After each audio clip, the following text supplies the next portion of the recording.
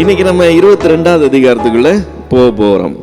21வது அதிகாரத்தில் நம்ம ஆபிரகாமுடைய குடும்பத்தில் ஒரு பிளவு உண்டாகிறத நம்ம பார்த்தோம் இல்லை. ஆகாரை ஆண்டவர் தள்ளிவிட சொல்கிறார். ஆபிரகாம் ஆகாரையும் அவளுடைய பிள்ளையும் தள்ளி விடுகிறான். ஸோ ஒரு பெரிய ஒரு சம்பவம் நிகழுகிறத நம்ம பார்க்கிறோம். அதுக்கப்புறமா அவன் பெலிஸ்தரோட ஒரு உடன்படிக்கை பண்ணுகிறதை பார்க்கிறோம். இப்போ 22வது அதிகாரத்துக்கு வந்தோம்னா முதல் வசனம் இப்படி சொல்லுது: இந்த காரியங்கள் நடந்த பின்பு தேவன் ஆபிரகாமை சோதித்தார். எப்படி எனில், அவர் அவனை நோக்கி ஆபிரகாமே என்றார். அவன் இதோ அடியேன் என்றான். இப்போ இந்த வசனம் ஆரம்பிக்கும் போது முந்தின அதிகாரத்தை கோட் பண்ணி போகுது, இந்த காரியங்கள் நடந்த பின்புன்னு. அப்போ நமக்கு என்ன ஒரு தோற்றம் உண்டாகுதுன்னு சொன்னால், ஆகாரையும் இஸ்மவேலையும் அனுப்பின பின்பு இது உடனடியாக நடக்கிறது போல நமக்கு ஒரு தோற்றம் உண்டாகுது. பைபிளில் இம்மிடியட்டாக நடந்ததும் இப்படி தான் சொல்லப்பட்டிருக்கோம், காலம் தாழ்த்தி நடந்ததும் இப்படி தான் சொல்லப்பட்டிருக்கோம். இதுக்கு அடுத்து வரிசையில் அது வருதுன்னு தான் எடுத்துக்கலாம் ஒழிய இம்மிடியட்டாக நடந்ததுன்னு எடுத்துக்கொள்ள முடியாது. இது உடனடியாக நடந்தது இல்லை, சில வருஷங்கள் கழித்து நடந்ததுன்னு நமக்கு 100% எப்படி தெரியும்னு சொன்னாக்க, இந்த சம்பவம் நடக்கும்போது ஈசாக்கு விறகுகளை சுமந்து கொண்டு போகிற ஒரு வாலிபனாக இருக்கிறான். இப்போ நம்ம அங்கே இஸ்மவேலை தள்ளி விடும்போது ஈசாக்குக்கு என்ன வயசுன்னு பார்த்தோம், பால் மறந்த குழந்தை, மேக்சிமம் 2 வயசு இருக்க முடியும்னு பார்த்தோம். அதுக்கு மேலே இருக்கிறதுக்கு வாய்ப்பு இல்லை. ஸோ இப்போ அவன் விறகுகளை சுமந்து போகிற ஒரு வாலிபனாக இருக்கிறான். 6வது வசனத்துக்கு வந்தோம்னா, ஆபிரகாம் அவன் மேலே விறகுகளை வச்சு கூட்டிகிட்டு போகிறான்னு சொல்லி இருக்குது. அதனால் இது நிச்சயமாக சில வருஷங்கள் கழித்து தான் நடந்திருக்கும். ஒருவேளை ஈசாக்குக்கு ஒரு 15 வயசு இருக்கிறதுக்கு வாய்ப்புகள் அதிகம்னு சொல்லி நாம் கணக்கு பண்ணோம், நம்ம நிதானிக்கிறோம். ஓகே. ஸோ இந்த காரியங்கள் நடந்த பின்பு தேவன் என்ன செய்கிறாரா, ஆபிரகாமை சோதித்தாருன்னு. ஸோ இந்த காரியங்கள் ஆபிரகாமுடைய குடும்பத்தில் பிரச்சனை வருது, அந்த பிரச்சனைக்கு ஒரு தீர்வு உண்டாயிடுச்சு, முடிஞ்சு போச்சு. அடுத்து ஒரு 10 வருஷம் 12 வருஷம் 13 வருஷம் அவன் அமைதியாக வாழ்க்கை நடத்துகிறான், நிம்மதியாக இருக்கிறான், பிரச்சனை இல்லாமல் நிம்மதியாக இருக்கும்போது ஆண்டவர் என்ன பண்ணுறாரு, இப்போது ஒரு சோதனையை கொண்டு வரார். ஸோ அவன் எல்லாம் முடிஞ்சு போச்சு, நம்ம பீஸ்ஃபுல்லாக இருக்கலாம்னு நினைக்கிற டைமில் ஒரு காரியம் உள்ள வருது. ஆண்டவர் அவனை சோதித்தார் என்று சொல்லி வேதம் சொல்லுது. நம்முடைய தேவன் சோதிக்கிற தேவன் இல்லைன்னு இன்னொரு வேத பகுதி சொல்லுது. யாக்கோபு எழுதின நிருபம் 1வது அதிகாரம் 13வது வசனம். யாக்கோபு 1:13, சோதிக்கப்படுகிற எவனும் நான் தேவனால் சோதிக்கப்படுகிறேன் என்று சொல்லாதிருப்பானாக. தேவன் பொல்லாங்கினால் சோதிக்கப்படுகிறவர் அல்ல, ஒருவனையும் அவர் சோதிக்கிறவரும் அல்ல அப்படின்னு சொல்லி இருக்கு. சரிங்களா? இப்போ இந்த தமிழில் சோதனை என்கிற வார்த்தை வருதுல்ல, அந்த வார்த்தை ஆக்சுவலாக ஆங்கிலத்தில் ஒரு 3 வார்த்தைகளாக வர்ற வார்த்தையை நம்ம எங்கே யூஸ் பண்ணாலும் நம்ம தமிழில் சோதனைன்னு தான் சொல்லுவோம். ஆனால் அதுக்கு அர்த்தம் ஒவ்வொரு இடத்துலையும் வேறு வேறு அர்த்தம். முதல் வார்த்தை ஆங்கிலத்தில் டெஸ்ட் அப்படின்னு ஒரு வார்த்தை இருக்கு. Okay, TEST, test. இப்போ இந்த டெஸ்ட்டை எங்கே கொடுப்போம்? கிளாஸில் பிள்ளைங்களை கற்றுக் கொடுக்குறோம், எல்லாருமே மண்டையாட்டுவாங்க, எல்லாருமே புரிஞ்ச மாதிரி தான் உட்காந்துருப்பாங்க, எல்லாருக்குமே மண்டைக்குள்ளே ஏறிச்சு மாதிரி தான் தெரியும். ஆனால் உள்ளே எவ்வளோ ஏறி இருக்குன்னு எப்படி தெரியும்? ஒரு சோதனைக்குள்ளே அவங்கள நடத்தும்போது, அவங்கள எழுதுகிற கேள்விக்கு பதில் எழுதுன்னு சொல்லும்போது தான் உள்ளே எவ்வளோ போச்சுன்னு தெரியும் இல்லையா? ஸோ சோதனைங்கிறது அவசியமாக இல்லையா?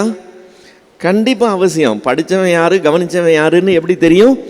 எக்ஸாமுக்கு ரிசல்ட் வரும்போது தான் தெரியும். இல்லைன்னா எல்லாரும் ஞானி மூலம் தான் உட்காந்துருப்பாங்க, வித்தியாசமே இருக்காது. இப்போ நமக்கு கோல்டு ஒரு கலரில் இருக்குது, டூப்ளிகேட் கோல்டும் அதே மாதிரி இருக்கும். ஆனால் நம்ம கடைக்கு கொண்டு போனோம்னா நம்ம என்ன பண்ணுவோம், அதை ஒரு உரசி பார்த்துடுவான். உரசி பார்த்தோன்னே அது உண்மையான தங்கமா அல்லது இல்லையான்னு இம்மிடியட்டாக தெரிஞ்சிடும். அவன் என்ன செய்கிறான், அதை சோதித்து பார்க்கிறான். ஸோ நம்ம எல்லாத்தையுமே சோதித்து பார்க்கிறது இயல்பான காரியம், நார்மலாக நடக்கிற காரியம். தேவன் இப்படி சோதித்து அறிகிற தேவன்னு வேதம் சொல்லுது. சரிங்களா?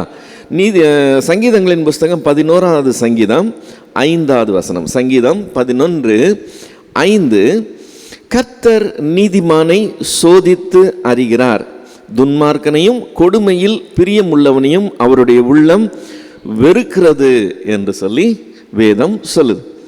ஸோ கர்த்தர் ஒரு 10 பேர் இருக்காங்கன்னா 10 பேரில் நீதிமான் யாருன்னு எப்படி அவர் கன்ஃபார்ம் பண்ணுறாரா?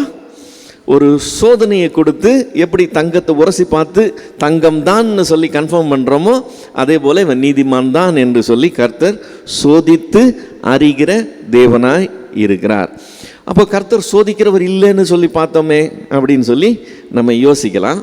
அந்த வசனத்துக்கு நம்ம திரும்ப போனோம்னா யாக்கோபு 1வது அதிகாரம் 13வது வசனத்தில் கர்த்தர் ஒருவனையும் பொல்லாங்கினால் சோதிக்கிறவர் அல்லன்னு இருக்கு. அதுக்கு முந்தின வசனம் 12வது வசனம், யாக்கோபு 1:12, சோதனையை சகிக்கிற மனுஷன் பாக்கியவான், அவன் உத்தமன் என்று விளங்கின பின்பு கர்த்தர் தம்மிடத்தில் அன்பு கூறுகிறவர்களுக்கு வாக்குத்தத்தம் பண்ணின ஜீவ கிரீடத்தை பெறுவான்.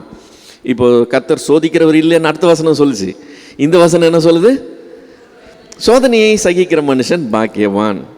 இப்போ இந்த சோதனைனா என்ன, அடுத்த வசனத்தில் வர்ற சோதனைனா என்ன? இந்த 12வது வசனத்தில் வர்றது டெஸ்ட், நீதிமானை சோதித்து அறிகிறார் என்கிறது.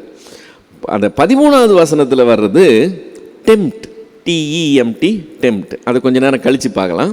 இப்போ இந்த டெஸ்ட்டுங்கிறதோட சேர்த்து இன்னொரு ஆங்கில வார்த்தை இருக்கு. அது என்னன்னு சொன்னால் ட்ரையல், TRIAL, ட்ரையல். இந்த ட்ரையலையும் டெஸ்ட்டையும் ஒரே அர்த்தம் தான், அது நம்ம மாற்றி மாற்றி பயன்படுத்துகிற காரியங்கள். யோபுவின் புஸ்தகம் 23வது அதிகாரம் 10வது வசனத்தில் யோபு சொல்லும்போது இப்படி சொல்லுகிறான். யோபு 23:10, ஆனாலும் நான் போகும் வழியை அவர் அறிவார், அவர் என்னை சோதித்த பின் நான் பொன்னாக விளங்குவேன் என்று சொல்லி சொல்கிறான். ஸோ அவன் யோபுவின் வாழ்க்கையில் ஒரு கடினமான ஒரு சூழ்நிலை வழியாக அவன் கடந்து வருகிறான். அந்த கடினமான சூழ்நிலை ஆண்டவர் எனக்கு கொடுத்துருக்கிற ட்ரையல்னு சொல்கிறான். நான் என்னுடைய குவாலிட்டி என்னங்கிறத அவர் ட்ரை பண்ணி பார்க்குறார், என்னை டெஸ்ட் பண்ணி பார்க்குறாருன்னு அவன் சொல்லுகிறதை பார்க்கிறோம். ஏறக்குறைய அதே அர்த்தம் தான் இந்த ஆதியாகமம் 22:1. இவைகள் நடந்த பின்பு கர்த்தர் ஆபிரகாமை சோதித்தார் என்கிறதும் அவனுடைய தரம் எவ்வளோ தூரம் இருக்குங்கிறத கர்த்தர் சோதித்து அறிகிறாருன்னு நம்ம அறிகிறோம்.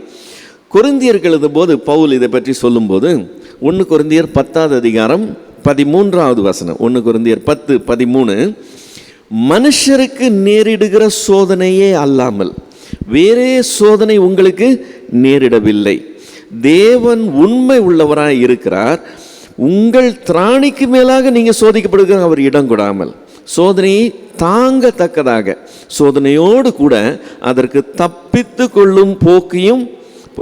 கொள்ளும்படியான போக்கையும் உண்டாக்குவார் என்று சொல்லி சொல்கிறத நம்ம பார்க்கிறோம்.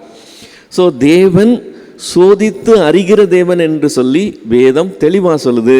இது மனுஷர்களுக்கு கர்த்தர் ரெகுலராக செய்கிற விஷயம், திரும்ப திரும்ப திரும்ப திரும்ப திரும்ப திரும்ப செய்கிற காரியம். நான் பொறுமை உள்ளவன் எப்படி தெரியும்? நான் சோதிக்கப்படும் போது பொறுமையாக இருந்தால் தான் பொறுமை உள்ளவன் அர்த்தம் இல்லையா?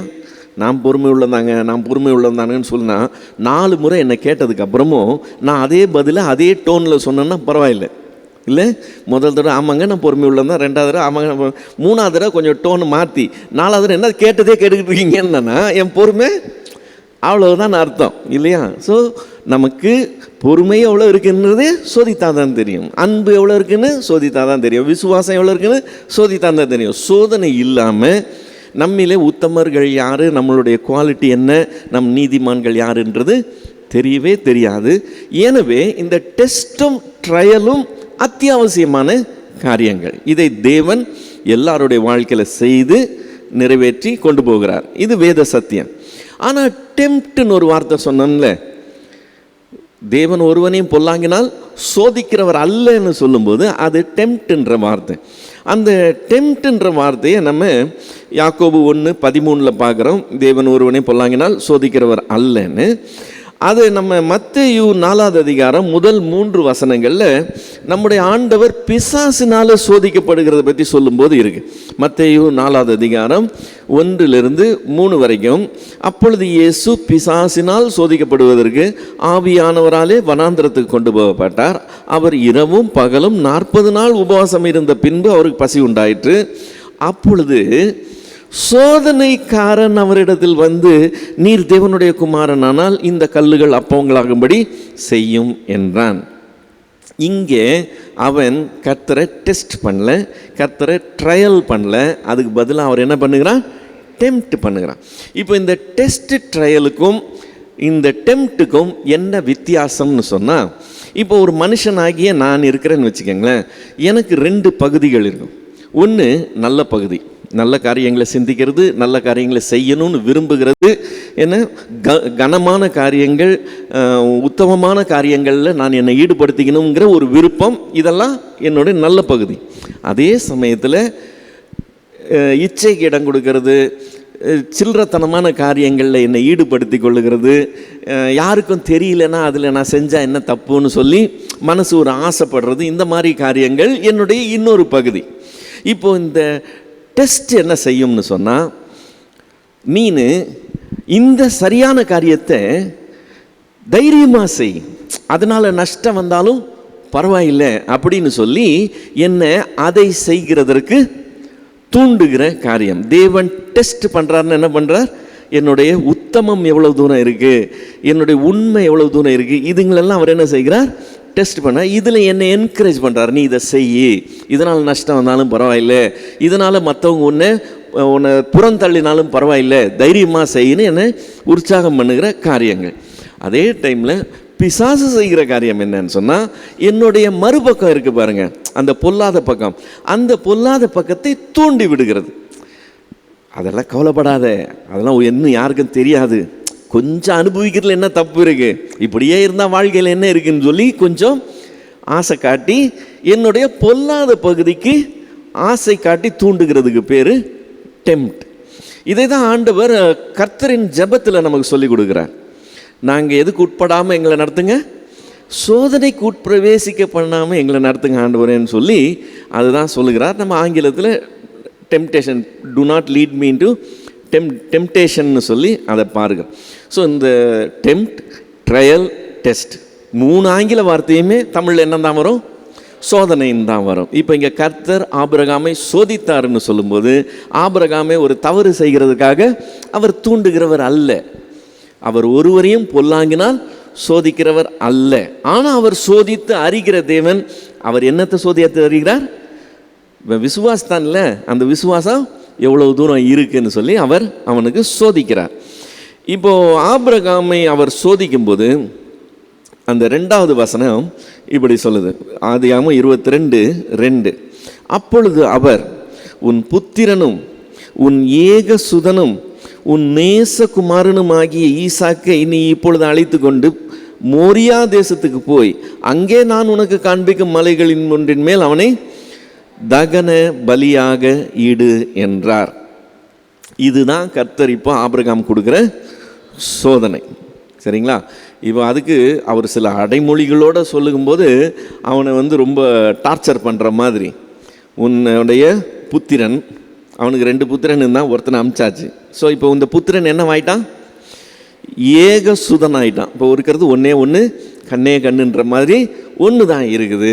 உன் புத்திரனும் உன் ஏக சுதனும் உன்னுடைய நேசகுமார். இந்த 15 வருஷத்தில் அவன் அந்த பிள்ளைய அவ்வளவா நேசிக்கிறவனா ஆயிட்டான். உன்னுடைய நேசகுமாரனுமாகிய ஈசாக்கை நீ அழைத்து கொண்டு போய், இங்கே வீட்டு பக்கத்தில் இல்லை, எங்கே போக சொல்கிறாரு? மோரியா தேசத்துக்கு போய், இன்னும் மலை எதுன்னு சொல்ல, நீ அங்கே போ, அந்த மலைன்னு காட்டுவேன், ஓகே, நான் காண்பிக்கும் மலையின் மேல் ஒன்றின் மேல் அவனை தகன பலியாக ஈடுன்னு சொன்னார். 12வது அதிகாரம் முதல் 4 வசனத்திலே ஆண்டவர் ஆபிரகாமை அழைக்கும் போது, உன் தகப்பனையும் உன் தகப்பன் வீட்டையும் உன்னுடைய இனத்தையும் உன் ஜனத்தையும் விட்டு நீ என்ன பண்ணு வான்னு சொல்கிறார்.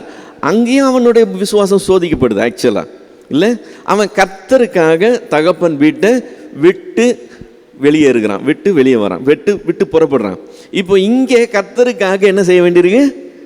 தன்னுடைய குமாரனை கொடுக்க வேண்டியிருக்கு. அங்கே ஒரு விதமான சோதனை, இங்கே இன்னொரு விதமான சோதனை.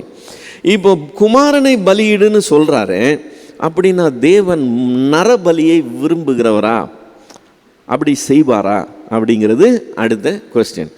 நமக்கு கன்ஃபார்மாக தெரியும், பைபிளை நமக்கு தரவாக படித்தோம்னா ஆண்டவர் எங்கேயுமே நரபலியை பற்றி பேசுகிறதே கிடையாது. மனுஷ ரத்தத்தை தேவன் அப்படி சிந்த சொல்லவே கிடையாது.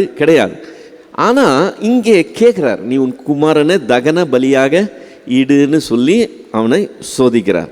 அப்போ அவருடைய கேரக்டரே இல்லாத காரியத்தில் அவர் அப்படி செய்கிறது ரொம்ப ஆச்சரியமான காரியம் இல்லையா? இப்போ ஆபிரகாமுடைய லைஃப்பில் நடந்த இந்த சம்பவம் பின்னாட்களில் ஒரு வழக்க சொல்லாவே மாறிப்போச்சு. நம்ம மீகா தீர்க்கதரிசியின் புஸ்தகம் 6வது அதிகாரம் 7வது வசனத்தில் அதை பார்க்கிறோம். மீகா 6:7, ஆயிரங்களான ஆட்டுக்கடாக்களின் பேரிலும் எண்ணெயாய் ஓடுகிற 10,000 ஆறுகளின் பேரிலும் கர்த்தர் பிரியமாயிருப்பாரோ? என் அக்கிரமத்தை போக்க என் முதற் பேரானவனையும் என் ஆத்துமாவின் பாவத்தை போக்க என் கர்ப்பத்தின் கனியும் கொடுக்க வேண்டுமோ? என்னுடைய பாவத்தை போக்குறதுக்கு எத்தனை 1000 பலிகள் வேணும்? இன்னும் எவ்வளவு நான் காணிக்க கொண்டு வரணும்? என் பிள்ளையவே கொடுக்கணுமா, அல்லது என்னுடைய மூத்த பிள்ளையே நான் சொல்ல கொடுக்கணுமான்ற அளவுக்கு அது ஒரு பேச்சாக வரக்கூடிய அளவு இந்த சம்பவம் அவர்களுக்கு ஒரு வழக்க சொல்லாவே மாறி போகிறத நம்ம பார்க்கிறோம். இப்போ தேவன் இங்கே ஆபிரகாமின் இடத்துல உன்னுடைய ஏகசுதனும் உன்னுடைய நேசகுமாரனுமாகிய இவனை பலியிடுன்னு சொல்லும்போது ஆக்சுவலாக எப்படி அவனை சோதிக்கிறாருன்னு சொன்னால், இதுக்கு முந்தின அதிகாரத்தில் 12வது வசனத்தில், ஆதியாகமம் 21:12 அவனை தள்ளிவிடுன்னு சொன்னார்ல, அப்படி தள்ளிவிடுன்னு சொல்லும்போது ஈசாக்கினிடத்தில் உன் சந்ததி விளங்கும்னு சொல்லியிருக்கிறார். உன்னுடைய ஜெனரேஷன் யார் மூலமாக தான் வரப்போகுது? ஈசாக்கின் மூலமாக தான் உன்னுடைய சந்ததி வரப்போகுது. அப்போது ஈசாக்கை பலியிடுன்னு சொன்னாக்க இவன் அந்த வார்த்தையை இவன் எவ்வளோ தூரம் நம்புகிறாங்கிறது சேலஞ்சாக இருக்குது. அதனால் இவர் ஆக்சுவலாக நரபலி தான் கேட்டாருன்னு நம்ம எடுத்துக்கொள்ள முடியாது. ஆனால் ஆபிரகாம் அதுக்கும் துணிந்து செய்கிறவனாக இருக்கிறான். ஆபிரகாமுடைய கீழ்ப்படுகிற விதம் அந்த மாதிரி. 3வது வசனத்தில் பார்க்கிறோம், ஆபிரகாம் அதிகாலையில் எழுந்து தன் கழுதையின் மேல் சேணங்கட்டி தன் வேலைக்காரர் 2 பேரையும் தன் குமாரன் ஈசாக்கையும் கூட்டிக் கொண்டு தகனபலி கட்டைகளையும் பிளந்து கொண்டு தேவன் தனக்கு குறித்த இடத்திற்கு புறப்பட்டு போனான். இப்போ பிள்ளைய தகன பலி இடுன்னு சொல்லியிருக்கிறார். அதை செய்யறதுக்கு அவனுக்கு மனசு ரெடியாக இருக்குது. கர்த்தர் என்ன சொன்னாலும் செய்கிறதுக்கு ரெடியாக இருக்குது. புறப்பட்டு வான்னார், புறப்பட்டு வந்துட்டான். விருத்த சேதனம் பண்ணினார். அந்நாளில் தானே விருத்த சேதனம் பண்ணானா. ஆகார அனுப்பிடுன்னு சொன்னார். அதிகாலையில் எந்திரிச்சு முதல் வேலையை அவளை பேக் பண்ணி அனுப்பி விட்டுட்டான். இப்போது கர்த்தர் பிள்ளையை பலி கொடுக்க சொல்கிறார். இப்போ இந்த பிள்ளைக்கு இவனுக்கு மட்டும் உரிமை கிடையாது. அடுத்து யாருக்கு உரிமை இருக்குது? சாராளுக்கும் சம உரிமை இருக்குது. இப்போ இதை சாராளுடைய சம்மந்தம் இல்லாமல் செய்கிறது அவ்வளவு சரியான காரியமாங்கிறது பெரிய கேள்விக்குறி. நியாயப்படி எப்படி செய்யணும்? கர்த்தர் சொன்னதை சாராளுக்கு தெரியப்படுத்தி 2 பேரும் ஒருமனப்பட்டவர்களாக இந்த காரியத்துக்கு ஒப்புக்கொண்டு, சரி கர்த்தர் செய்திருக்கு சொல்லியிருக்கிறார், நம்ம செய்வோம்னு செய்யணும். ஆபிரகாம் அப்படி செஞ்ச மாதிரி தெரியல. காரணம் என்ன? கர்த்தர் சொல்கிறதுக்கு செய்கிறது ஏதாவது இடையூறு வர்றதுக்கு வாய்ப்பு கொடுக்கக்கூடாது. இப்போ சாராளுக்கு சொல்ல போய் சாராளை அழுது புரண்டு கூப்பாடு போட ஒரு பஞ்சாயத்து உண்டாக, அதை சால்வ் பண்ணி வெளியே வர்றதுக்கு லேட் ஆக, இதெல்லாம் போயிட்டு வந்து பார்த்துக்குவோம். அதுதான் அவனுடைய ஸ்டைல். அவன் அதிகாலையில் எழும்புனானா, வேலைக்காரரை கூப்பிட்டானா, கழுதையை எடுத்துக்கிட்டான், விறகு பிளந்துக்கிட்டான், கிளம்பி போய்கிட்டே இருந்தான். ஆபிரகாம் எதை பற்றியும் கவலைப்படாமல் கீழ்ப்படுகிற ஒரு ஆச்சரியமான கீழ்ப்படுதலை கொண்ட மனுஷன். இப்போ கர்த்தர் அவனை மோரியா தேசத்துக்கு போக சொல்கிறார்.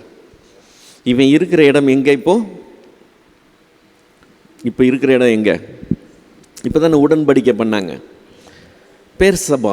பேர்சபானா ஆணையின் கிணறு. ஒரு கிணறு நிமித்தம் 2 பேரும் ஒவ்வொரு ஒப்பந்தத்துக்குள்ளே வந்தாங்க. அதனால் அந்த ஊருக்கு பேர் பேர்சபான்னு வந்துச்சு. அப்போ பேர்சபாவில் குடியிருக்கிறான். இப்போ பேர்சபாலிருந்து மோரியா தேசத்துக்கு போன்னு சொன்னால் அது எங்கே இருக்குதுன்னு பார்க்கணும்னா 2 நாளாகமும் 3ஆவது அதிகாரம் 1 வசனம். 2 நாளாகமும் 3:1. பின்பு சாலமோன் எருசலேமிலே தன் தகப்பனாகிய தாவீதுக்கு காண்பிக்கப்பட்ட மோரியா என்னும் மலையின் மேல் எபூசியனாகிய ஓர்னானின் களம் என்னும் தாவீது குறித்து வைத்த ஸ்தலத்திலே கர்த்தருடைய ஆலயத்தை கட்ட துவங்கினான். இப்போ எருசலேமில் தேவாலயம் இருக்கு இல்லையா, அந்த தேவாலயம் எங்கே இருக்குது? மோரியான்ற மலை மேலே இருக்குது. இப்போ ஆபிரகாம் பேர்சபால் இருக்கான். பேர்சபாலேருந்து அவன் மோரியாவுக்கு போகிறான். நம்ம இப்போ மேப்பை பார்த்தோம்னு சொன்னால் பேர்சபா எங்கே இருக்குது, மோரியா எங்கே இருக்குதுன்னு தெரியும், புரியுதுங்களா? இதுதான் பேர்சபா. ஸோ இது தெற்கில் இருக்குது. அவன் முன்னாடி இருந்தது இந்த இடம் மம்ரேயின் சமபூமி. ஸோ அங்கேருந்து இங்கே வந்திருந்தான். இப்போ இங்கே இருக்கிறான். இங்கேருந்து அதையும் தாண்டி எருசலேம் இங்கே இருக்குது, இங்கே போகிறான். ஸோ இப்போ இங்கேருந்து அங்கே அவன் பிரயாணம் பண்ணி போகணும். இந்த இடைப்பட்ட தூரம் ஏறக்குறைய 80 கிலோமீட்டர். ஓகே, இப்போ 80 கிலோமீட்டர் கால்நடையாக புறப்பட்டு போகணும்னு சொன்னாக்க அவங்களுக்கு குறைஞ்சபட்சம் எத்தனை நாள் ஆகும் அப்படின்னு நீங்கள் தெரிஞ்சுக்கணும்னா அடுத்த வசனமே சொல்லுது, 3ஆம் நாளிலே அங்கே போய் சேர்ந்தாங்கன்னு சொல்லி. ஸோ டவுட்டே கிடையாது, 80 கிலோமீட்டர் அவங்க 3 நாளில் கடந்துட்டாங்கன்னு சொல்லி. சரி, இப்போ 3 நாளாக பிள்ளையை கூப்பிட்டு நடந்து போகணும். அந்த பிள்ளையை 3ஆவது நாளில் நம்ம பலியிட போகிறோம். இப்போ எடுத்த டெசிஷனை ரீகன்சிடர் பண்ணுறதுக்கு, பின்வாங்கிறதுக்கு அவனுக்கு 72 மணி நேரம் கொடுக்கப்படுது. இப்போ உடனே செய்கிறதுன்றது அந்த சூட்டில் சட்டுன்னு செஞ்சிடலாம். ஆனால் எடுத்த தீர்மானத்தில் தீர்க்கமாக இருந்து கடைசி வரைக்கும் அதை செய்யணும்னு சொன்னால் அது உண்மையிலேயே டிட்டர்மினேஷன் ரொம்ப அதிகமாக இருக்கணும். இப்போ கீழ்ப்படுகிறானா மட்டும் இல்லை, எவ்வளவு தூரம் தீர்க்கமாக இருந்து கீழ்ப்படுகிறான்றதை இந்த 3 நாள் இடைவெளி ஆண்டவர் கொடுத்து அவனை டெஸ்ட் பண்ணுறது நம்ம பார்க்குறோம். இப்போ இந்த 80 கிலோமீட்டர் நடந்து வந்து இவங்க அங்கே வந்து சேர்ந்துடுறாங்க. ஸோ 4ஆவது வசனம் என்ன சொல்லுது?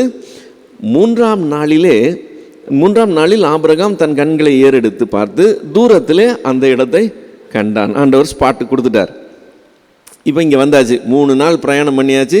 3 நாளும் மனம் மாறாமல் என்ன டிசைட் பண்ணுமோ அந்த டிசிஷனில் கரெக்டாக இருந்து செய்கிறான். இப்போ 5லேருந்து 12 வரைக்கும் வாஸ்தவம் சொன்னால் அந்த காரியம் நிறைவேறும்போது ஆண்டவர் என்ன செய்கிறாருன்னு இருக்குது. அப்பொழுது ஆபிரகாம் தன் வேலைக்காரரை நோக்கி, நீங்கள் கழுதையை நிறுத்தி இங்கே காத்திருங்கள், நானும் பிள்ளையாண்டானும் அவ்விடம் மட்டும் போய் தொழுது கொண்டு உங்களிடத்தில் திரும்பி வருவோம் என்றான். ஆபிரகாம் தகன பலிக்கு கட்டைகளை எடுத்து தன் குமாரனாகிய ஈசாக்கின் மேல் வைத்து தன் கையிலே நெருப்பையும் கத்தியும் எடுத்துக்கொண்டான். இருவரும் கூடி போனார்கள். அப்பொழுது ஈசாக்கு தன் தகப்பனாகிய ஆபிரகாமை நோக்கி, என் தகப்பனே என்றான். அதற்கு, என் மகனே, இதோ இருக்கிறேன் என்றான். அப்பொழுது அவன், இதோ நெருப்பும் கட்டையும் இருக்கிறது, தகன பலிக்கு ஆட்டுக்குட்டி எங்கே என்றான். அதற்கு ஆபிரகாம், என் மகனே, தேவன் தமக்கு தகன பலியான ஆட்டுக்குட்டியை பார்த்து கொள்வார் என்றான். அப்புறம் இருவரும் கூடி போய் தேவன் அவனுக்கு சொல்லியிருந்த இடத்துக்கு வந்தார்கள். அங்கே ஆபிரகாம் ஒரு பலிபீடத்தை உண்டாக்கி கட்டைகளை அடுக்கி தன் குமாரனாகிய ஈசாக்கை கட்டி அந்த பலிபீடத்தில் அடுக்கிய கட்டைகளின் மேல் அவனை கிடத்தினான்.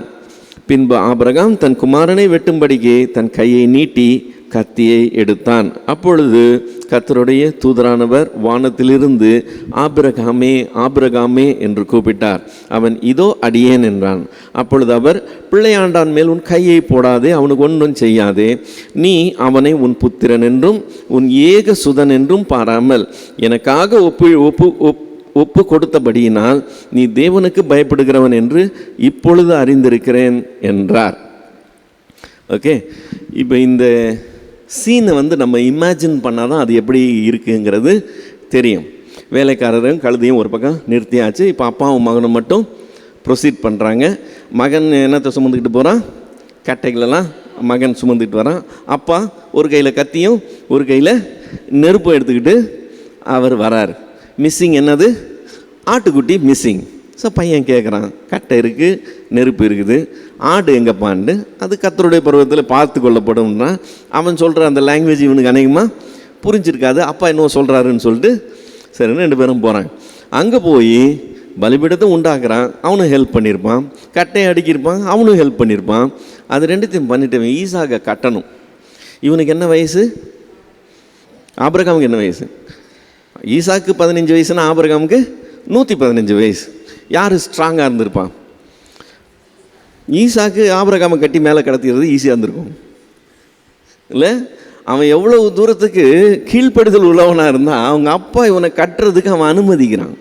கட்டி பலிபீடத்தில் கிடத்தி கத்தி எடுக்கிற வரைக்கும் ஈசாக்கு குவைட்டாக இருக்கிறான் இல்லை? அவன் அப்பாவை தள்ளி விட்டு ஓடி போயிருக்கலாம், என்ன வேணால் செஞ்சுருக்கலாம். அவன் அதுக்கு உடன்படுறான். அது எப்படி அதுன்றது நம்மளால் கற்பனையே பண்ணி பார்க்க முடியல. அவன் அந்த அளவுக்கு அப்பாவோடு சேர்ந்து காரியங்களை செய்கிறான். ஸோ அந்த லாஸ்ட் மினிட்ல கத்தியை கையில் எடுத்ததுக்கப்புறம் ஆண்டவர் அவனை ஸ்டாப் பண்ணுறார். ஸ்டாப் பண்ணி, நீ தேவனுக்கு பயப்படுகிறேன் என்று இப்பொழுது அறிந்திருக்கிறேன் என்றார். இவன் ஹிஸ்ட்ரியே கர்த்தருக்கு கீழ்ப்படுகிறது தான். நம்மளும் ஆரம்பத்துலேருந்து பார்த்துட்டு வரோம். 12வது அதிகாரத்தில் எப்படி கீழ்ப்படிஞ்சான், 17வது அதிகாரத்தில் எப்படி கீழ்ப்படிஞ்சான், 21வது அதிகாரத்தில் எப்படி கீழ்ப்படிஞ்சான். இவன் கீழ்ப்படுகிற மாதிரி இப்போ உலகத்தில் யாரும் கீழ்ப்படுகிறதுக்கு ரொம்ப கஷ்டம். அப்படிலாம் ஆண்டவருக்கு சொன்ன மாதிரி உடனே செய்கிறதுன்றது ரொம்ப கஷ்டம். அப்படி கீழ்ப்படிஞ்சவனை பார்த்து ஆண்டவர் சொல்கிறாரு, இப்போ செஞ்சா பாரு இந்த காரியம், இப்போ தான் தெரியுது நீ எனக்கு பயப்படுறவன்னு சொல்லி. இது என்ன ஆண்டவர் டூ மச்சாக தெரியல, நமக்கு ஒரு யோசனை வருது. இப்படி கீழ்ப்படுகிறவன் பார்த்து அப்படி கேட்கலாமான்னு சொல்லி. அதில் விஷயம் இருக்குது. 13வது வசனம், ஆபிரகாம் தன் கண்களை ஏறெடுத்து பார்த்து, இதோ பின்னாக புதரிலே தன் கொம்புகள் சிக்கி கொண்டிருந்த ஒரு ஆட்டுக்கடாவை கண்டான். அப்பொழுது ஆபிரகாம் போய் கடாவை பிடித்து அதை தன் குமாரனுக்கு பதிலாக தகன பலியாக இட்டான். ஆபிரகாம் அந்த இடத்துக்கு யெகோவா ஈரே என்று பெயரிட்டான். அதனால் கர்த்தருடைய பர்வதத்தில் பார்த்து கொள்ளப்படும் என்று இந்நாள் வரைக்கும் சொல்லப்பட்டு வருகிறது.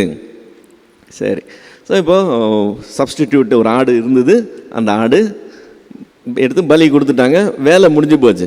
இப்போ கர்த்தர் மறுபடியும் பேசுகிறார். 15லேருந்து 18 வரைக்கும் கர்த்தருடைய தூதனானவர் 2ஆம் தரம் வானத்தில் இருந்து ஆபிரகாமை கூப்பிட்டு, நீ உன் குமாரன் என்றும் உன் ஏக சுதன் என்றும் பாராமல் அவனை ஒப்பு கொடுத்து இந்த காரியத்தை செய்தபடியினால் நான் உன்னை ஆசீர்வதித்து உன் சந்ததியை வானத்து நட்சத்திரங்களைப் போலவும் கடற்கரை மணலைப் போலவும் பெருக பண்ணுவேன் என்றும், உன் சந்ததியார் தங்கள் சத்துருக்களின் வாசல்களை சுதந்திரித்துக் கொள்வார்கள் என்றும், நீ என் சொல்லுக்கு கீழ்ப்படிந்தபடியினால் உன் சந்ததிக்குள் பூமியில் உள்ள சகல சந்ததிகளும் ஆசீர்வதிக்கப்படும் என்றும் என் பேரில் ஆணையிட்டேன் என்று கர்த்தர் சொல்லுகிறார். இப்போ கர்த்தர் ஒரு ஆணை இடுகிறார், ஒரு ப்ராமிஸ் கொடுக்குறார். சரிங்களா?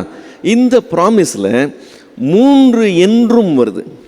என்றும் என்றும் என்றும்னு 3 என்றும் வருது. அப்படின்னா அதில் 3 காரியங்கள் உள்ளடங்கி இருக்கு. முதல் என்றும் எங்கே இருக்கு? 17வது வசனத்தில், நான் உன்னை ஆசீர்வதித்து உன் சந்ததியை வானத்து நட்சத்திரங்களைப் போலவும் கடற்கரை மணலை போலவும் பெருக பண்ணுவேன் என்றும். அது ஒன்னாச்சா? நம்பர் 2 என்னது? உன் சந்ததியார் தங்கள் சத்துருக்களின் வாசல்களை சுதந்திரித்துக் கொள்வார்கள் என்றும். இது நம்பர் 2. நம்பர் 3 என்னது? நீ என் சொல்லுக்கு கீழ்ப்படிந்தபடியால் உன் சந்ததிக்குள் பூமியில் உள்ள சகல ஜாதிகளும் ஆசீர்வதிக்கப்படும் என்றும் என் பேரில் ஆணையிட்டேன்னு கர்த்தர் சொல்கிறத பார்க்குறோம். இதில் என்னது புதுசு? இப்போ ஆபிரகாமுக்கு 115 வயசு. 75 வயசில் கர்த்தர் அவனை கூப்பிடும்போது 12வது அதிகாரம் முதல் 4 வசனத்தில் பார்த்தோம்னா, நான் உன்னை ஆசீர்வதிப்பேன், நீ பெரிய ஜாதியாவ, நீ ஆசீர்வாதமாக இருப்பாய், உன்னை சபிக்கிறவர்களை சபிப்பேன், உன்னை ஆசீர்வதிப்பேன், பூமியில் உள்ள வம்சங்களெல்லாம் உனக்குள் ஆசீர்வதிக்கப்படும். அது அங்கேயே சொன்ன விஷயம். எத்தனை வருஷத்துக்கு முன்னாடி? 75 வருஷம்னா இது 115 வருஷம்னா 25, இது ஒரு 15, 40 வருஷத்துக்கு முன்னாடி ஏற்கனவே சொல்லியாது. அதை நம்பி தான் அவன் வீடு வாசல்லாம் விட்டு இங்கே வந்திருக்கிறான். இப்போ சொன்னதை தான் இன்னொரு தடவை ரிப்பீட் பண்ணுறார். அப்புறம் 15வது அதிகாரத்தில் அவர் சொல்லும்போது, வானத்து நட்சத்திரங்களை பாரு, 15ல் 5வது வசனம் நினைக்கிறேன், வெளியே வா, வானத்து அண்ணாந்து பாரு, நீ இவைகளை எண்ண கூடுமானால் உன்னுடைய சந்ததியும் எண்ண கூடும். இப்போ வானத்து நட்சத்திரங்களை போல உன்னுடைய சந்ததி இருக்கும்னு சொல்கிறார். இதுவும் ஏற்கனவே சொன்ன விஷயந்தான். இப்போ எதுவுமே புதுசு கிடையாது இல்லை. இப்போ 85வது வயசில் இன்னொரு காரியம் சொல்கிறாரு. அது என்ன சொல்கிறது, இஸ்மவேல் பற்றின காரியம் வரும்போது அங்கேயும் ஆண்டவர் அவனுக்கு ப்ராமிஸ் பண்ணுறாரு. 17வது அதிகாரத்தில் பார்க்கும்போது அங்கேயும் ப்ராமிஸ் பண்ணுறார்.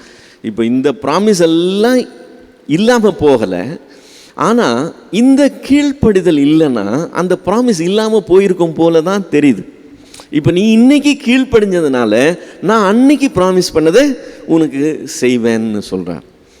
இப்போது கவனித்து பாருங்கள், ஆபிரகாம் கீழ்ப்படியாமல் இல்லை, கீழ்ப்படிந்து கொண்டு தான் இருக்கிறான். ஆனால் இப்போ லேட்டஸ்ட் இந்த கீழ்ப்படிதல் முதல்ல சொன்ன ப்ராமிஸுக்கு லிங்க் ஆகுது. சரியா? இப்போ நாமும் கூட தேவனுக்கு கீழ்ப்படுகிறோம். நிறைய பேருடைய கீழ்ப்படிதலை நீங்கள் கவனித்து பார்த்தீங்கன்னா, நான்லாம் அப்போது எப்படி இருந்தேன்னு தெரியுமான்னு பழைய கதை பேசுவாங்க. அப்போது பைபிள் வாசித்தது, அப்போது ஊழியம் செஞ்சது, அப்போது சண்டே கிளாஸ் எடுத்தது, அப்போது சபையில் அவங்க இன்வால்வ் ஆகுது, இப்போலாம் என்னால் முடியலன்னு சொல்லி இந்த அப்போ இப்போன்னு பேசவே முடியாது. பார்த்துக்கங்க ஆண்டவருடைய காரியத்தில். இந்த சதர்ன் ரயில்வே ஹெட் குவார்ட்டர்ஸ் இருக்குல்ல, அங்கே போனீங்கன்னா ஒரு என்ஜின் நிற்கும் வெளியில் பலான்னு. அந்த என்ஜின் ஒரு காலத்தில் ஓட்டின என்ஜின். ஆனால் இப்போ என்னது, இது பார்வைக்காக காட்சி பொருளாக வைக்கப்பட்டிருக்குது. இந்த காட்சி பொருளாக இருக்கிறது யாருக்கும் ஊருக்கு கொண்டு போகாதது, சும்மா நின்றுக்கிட்டு இருக்கும். ஒரு காலத்தில் ஓடினது.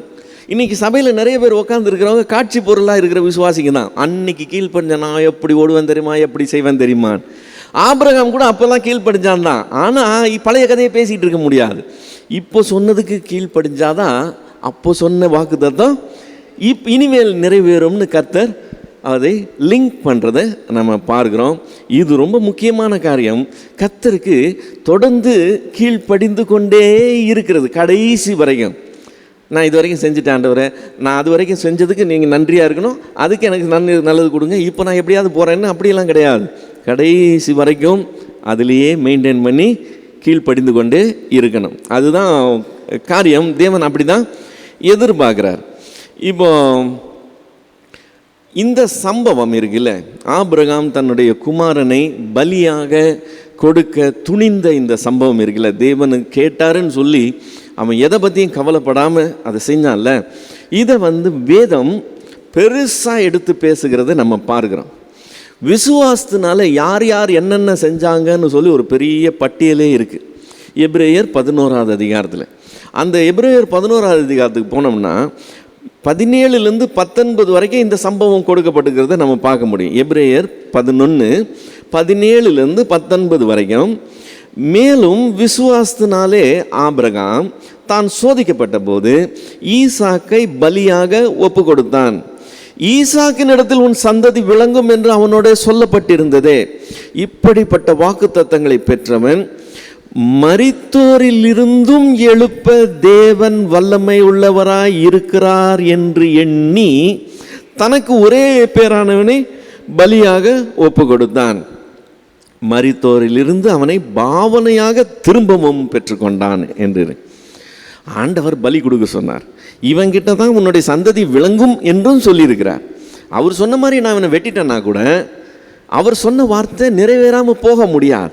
நிறைவேறணும்னா என்ன செய்ய வேண்டியிருக்கும்? செத்தவனே அவர் உயிரோட எழுப்ப வேண்டியிருக்கும். அதனால் எனக்கு பிரச்சனையே கிடையாது. அவர் சொல்லியிருக்கிறார், அவர் செய்ய போகிறார், அதனால் நான் இதை செய்கிறதுக்கு தயங்க மாட்டேன்னு அவன் செய்கிறத நம்ம பார்க்குறோம். அதை தான் இந்த வசனம் சொல்லுது. அவனிடத்தில் அப்படி சொல்லப்பட்டிருந்தது. அந்த வாக்குத்தத்தங்களை பெற்றவன் அவரை மனிதோரிலிருந்து தேவன் எழுப்ப வல்லவர்னு சொல்லி எண்ணி துணிஞ்சு இந்த காரியத்தை செஞ்சான். யாக்கோபு எழுதின நிருபம் 2வது அதிகாரம், யாக்கோபு 2:21 23 வரைக்கும். யாக்கோபு 2:21 23 வரைக்கும். நம்முடைய பிதாவாகிய ஆபிரகாம் தன் குமாரன் ஈசாக்கை பலிபீடத்தின் மேல் செலுத்தின போது கிரியைகளினாலே அல்லவோ நீதிமானாக்கப்பட்டான். விசுவாசம் அவனுடைய கிரியைகளோட கூட முயற்சி செய்து கிரியைகளினாலே விசுவாசம் பூரணப்பட்டது என்று காண்கிறாயே. அப்படியே ஆபிரகாம் தேவனை விசுவாசித்தான், அது அவனுக்கு நீதியாக எண்ணப்பட்டது என்கிற வேத வாக்கியம் நிறைவேறிற்று. அவன் தேவனுடைய சிநேகிதன் எனப்பட்டான். இப்போ யாக்கோபு சொல்லும்போது அதே சம்பவத்தை யாக்கோபு கோட் பண்ணி சொல்லும்போது இன்னும் கொஞ்சம் அதிகமான சத்தியங்களை நமக்கு அதில் சொல்லி கொடுக்கறது பார்க்கிறோம். விசுவாசம் என்கிற வார்த்தை ஒன்று வருது, கிரியை என்கிற ஒரு வார்த்தை வருது. இப்போ இதில் கிளாஷ் இருக்கு. என்ன கிளாஷ் இருக்கு? எபேசியர் 2வது அதிகாரம் 8வது வசனம் கிரியைகளினால அல்லன்னு இருக்கு, விசுவாசத்தினால தான் நடக்குதுன்னு சொல்லியிருக்கு. எபிரேயர் 2:8 என்ன சொல்லுது? விசுவாசத்தினாலே, கிருபையினாலே விசுவாசத்தை கொண்டு ரட்சிக்கப்பட்டீர்கள், இது உங்களால் உண்டானது அல்ல, இல்லை, இது தேவனுடைய ஈவு. ஸோ இது கிரியினால் வருகிறது இல்லை, இது கிருபையினால் வருகிறது. இதை நாம் விசுவாசித்து ஏற்றுக்கொள்ளுகிறோம். ஸோ கிரியைக்கு மரியாதை கம்மி, மதிப்பு இல்லை. எதுக்கு தான் மதிப்பு அதிகம்? விசுவாசிக்கிறதுக்கு தான் மதிப்பு அதிகம் என்று சொல்லி அங்கே எபேசியர் 2:8 நம்ம பார்க்கிறோம். ஸோ இதனால் குழப்பங்கள் அதிகம். என்ன காரியம்? கிரியையினாலையா அல்லது விசுவாசத்தினாலையா அப்படிங்கிறது கொஸ்டின். இப்போ பவுல் ஆர்கியூ பண்ணும்போது ஆபிரகாம் விசுவாசத்தான், அதனால் அது தேவன் அவனுக்கு நீதியாக எண்ணினார், தன் விசுவாசத்தினாலே நீதிமான் பிழைப்பான் என்று எழுதியிருக்கிறபடி விசுவாசத்தினால தான் சொல்கிறத பாருங்க. கிரியைகளினால இல்லைன்னு சொல்லும்போது நியாயப்பிரமாண கிரியைகளை பற்றி பேசுகிறதை நம்ம பார்க்கிறோம். யூதர்கள் தங்கள் கிரியைகளினாலே தேவனுக்கு முன்பாக நீதிமான்களாக்குறதுக்காக ட்ரை பண்ணுறாங்க. ஆனால் கிறிஸ்து நியாயப்பிரமாணத்தை நிறைவேற்றினார் என்று விசுவாசத்தினால நாங்கள் நீதிமான்கள் ஆகிறோம் அப்படின்னு சொல்லி பவுலினுடைய ஆர்குமெண்ட் இருக்கு. ஸோ கிரியைகளினால அல்ல, விசுவாசத்தினாலேன்னு சொல்லி. இப்போ இந்த பிரச்சனையை அப்படியே இன்னைக்கு நம்மளுடைய நடைமுறை காரியங்களில் கொண்டு வந்து, நீ கிரியை செய்து தேவனுக்கு முன்பாக நீதிமான் ஆகணுன்ற காரியமே கிடையாது, கர்த்தர் கிருபையை கொடுக்குறாரு, நீ அதை விசுவாசிச்சனா மட்டும் போதும் அப்படின்னு சொல்லி போதிக்க ஆரம்பிச்சிட்டாங்க. இப்போ ப்ராப்ளம் என்னன்னு சொன்னால், இந்த யாக்கோபு 2வது அதிகாரம் 21 நம்ம வாசித்தோம். 20வது வசனம் என்ன சொல்லுது? யாக்கோபு 2:20, வீணான மனுஷனே, கிரியை இல்லாத விசுவாசம் செத்ததுன்னு சொல்லிடு. அப்போது பவுல் சொல்லுகிறான், நீ கிரியைனால நீதிமான்கள் ஆக மாட்டீங்க, விசுவாசனால் தான் நீதிமான் ஆவீங்கன்னு. இப்போ நம்ம கிரியை செய்யணுமா செய்ய வேண்டாமா அப்படிங்கிறது கொஸ்டின். இப்போ நம்ம தெளிவாக தெரிஞ்சுக்க வேண்டியது என்னன்னு சொன்னால், ரட்சிப்பை நாம் கிரியையினால சம்பாதிக்க முடியாது என்கிறது சத்தியம். நமக்காக கிறிஸ்து செய்து முடித்தார். செய்து நிறைவேற்ற முடியாத நியாயப்பிரமாணத்தை அவர் நமக்காக நிறைவேற்றி முடிக்கிறார். அவருடைய நிறைவேற்றின அந்த காரியத்தை விசுவாசிக்கிறதுனால நாம் கிறிஸ்துவின் மூலமாய் தேவனுக்கு முன்பாக நீதிமான்களாய் கருதப்படுகிறோம் என்கிறது தான் சத்தியம். கிறிஸ்துவை மைனஸ் பண்ணிட்டு நான் கிரியையினாலே தேவன் முன்னாடி நீதிமான் ஆகுவேன் நீங்கள் ட்ரை பண்ணிங்கன்னா அது ஒரு நாளும் சாத்தியம் இல்லைங்கிறது சத்தியம். ஆனால் கிறிஸ்துவினால நீதிமான்களாகப்பட்டவங்க, விசுவாசத்தினால, கிருபையினாலே விசுவாசத்தை கொண்டு ரட்சிக்கப்பட்டவங்க, அந்த விசுவாசம் உயிருள்ளதாக இருக்கணும்னா என்ன செய்யணுமா? கிரியை செய்யணுமா? இப்போ இந்த கிரியை தேவையில்லைன்னு போதிக்க முடியாது. ரட்சிக்கப்படுகிறதுக்கு கிரியை தேவையில்லை, ஆனால் ரட்சிக்கப்பட்ட பின்பு கிரியை தேவை. நான் விசுவாசிக்கிறேனுங்கிறத என்னுடைய கிரியை தான் விளங்க பண்ணும். கிரியை இல்லாமல் நடக்காது. கிரியை இல்லாத விசுவாசம் என்னவா? சேர்த்தது. இப்போ இங்கே இந்த வசனத்தில் 21 23 வரைக்கும் நம்ம வாசிக்கும் போது, நம்முடைய பிதாவாகிய ஆபிரகாம் தன் குமாரன் ஈசாக்கை பலிபீடத்தின் மேல் செலுத்தின போது கிரியைகளினாலே அல்லவோ நீதிமானாக்கப்பட்டான். விசுவாசம் அவனுடைய கிரியைகளோடு சேர்ந்து முயற்சி செய்து கிரியைகளினாலே விசுவாசம் ஒரு ஃபுல்னஸ்குள்ளே வருதான், ஒரு பூரணப்படுதான் என்று காண்கிறாயே. அப்படியே ஆபிரகாம் தேவனை விசுவாசித்தான், அது அவனுக்கு நீதியாக எண்ணப்பட்டது. ஒரே நிமிஷம், ஆபிரகாம் விசுவாசித்தான், அது அவனுக்கு நீதியாக எண்ணப்பட்டது. எந்த அதிகாரத்தில்? நம்ம இப்போ பார்த்துக்கிட்டு இருக்கிறது எந்த அதிகாரம்? 22வது அதிகாரம். இங்கே 22வது அதிகாரத்தில் தான் பலி செலுத்துகிறான்.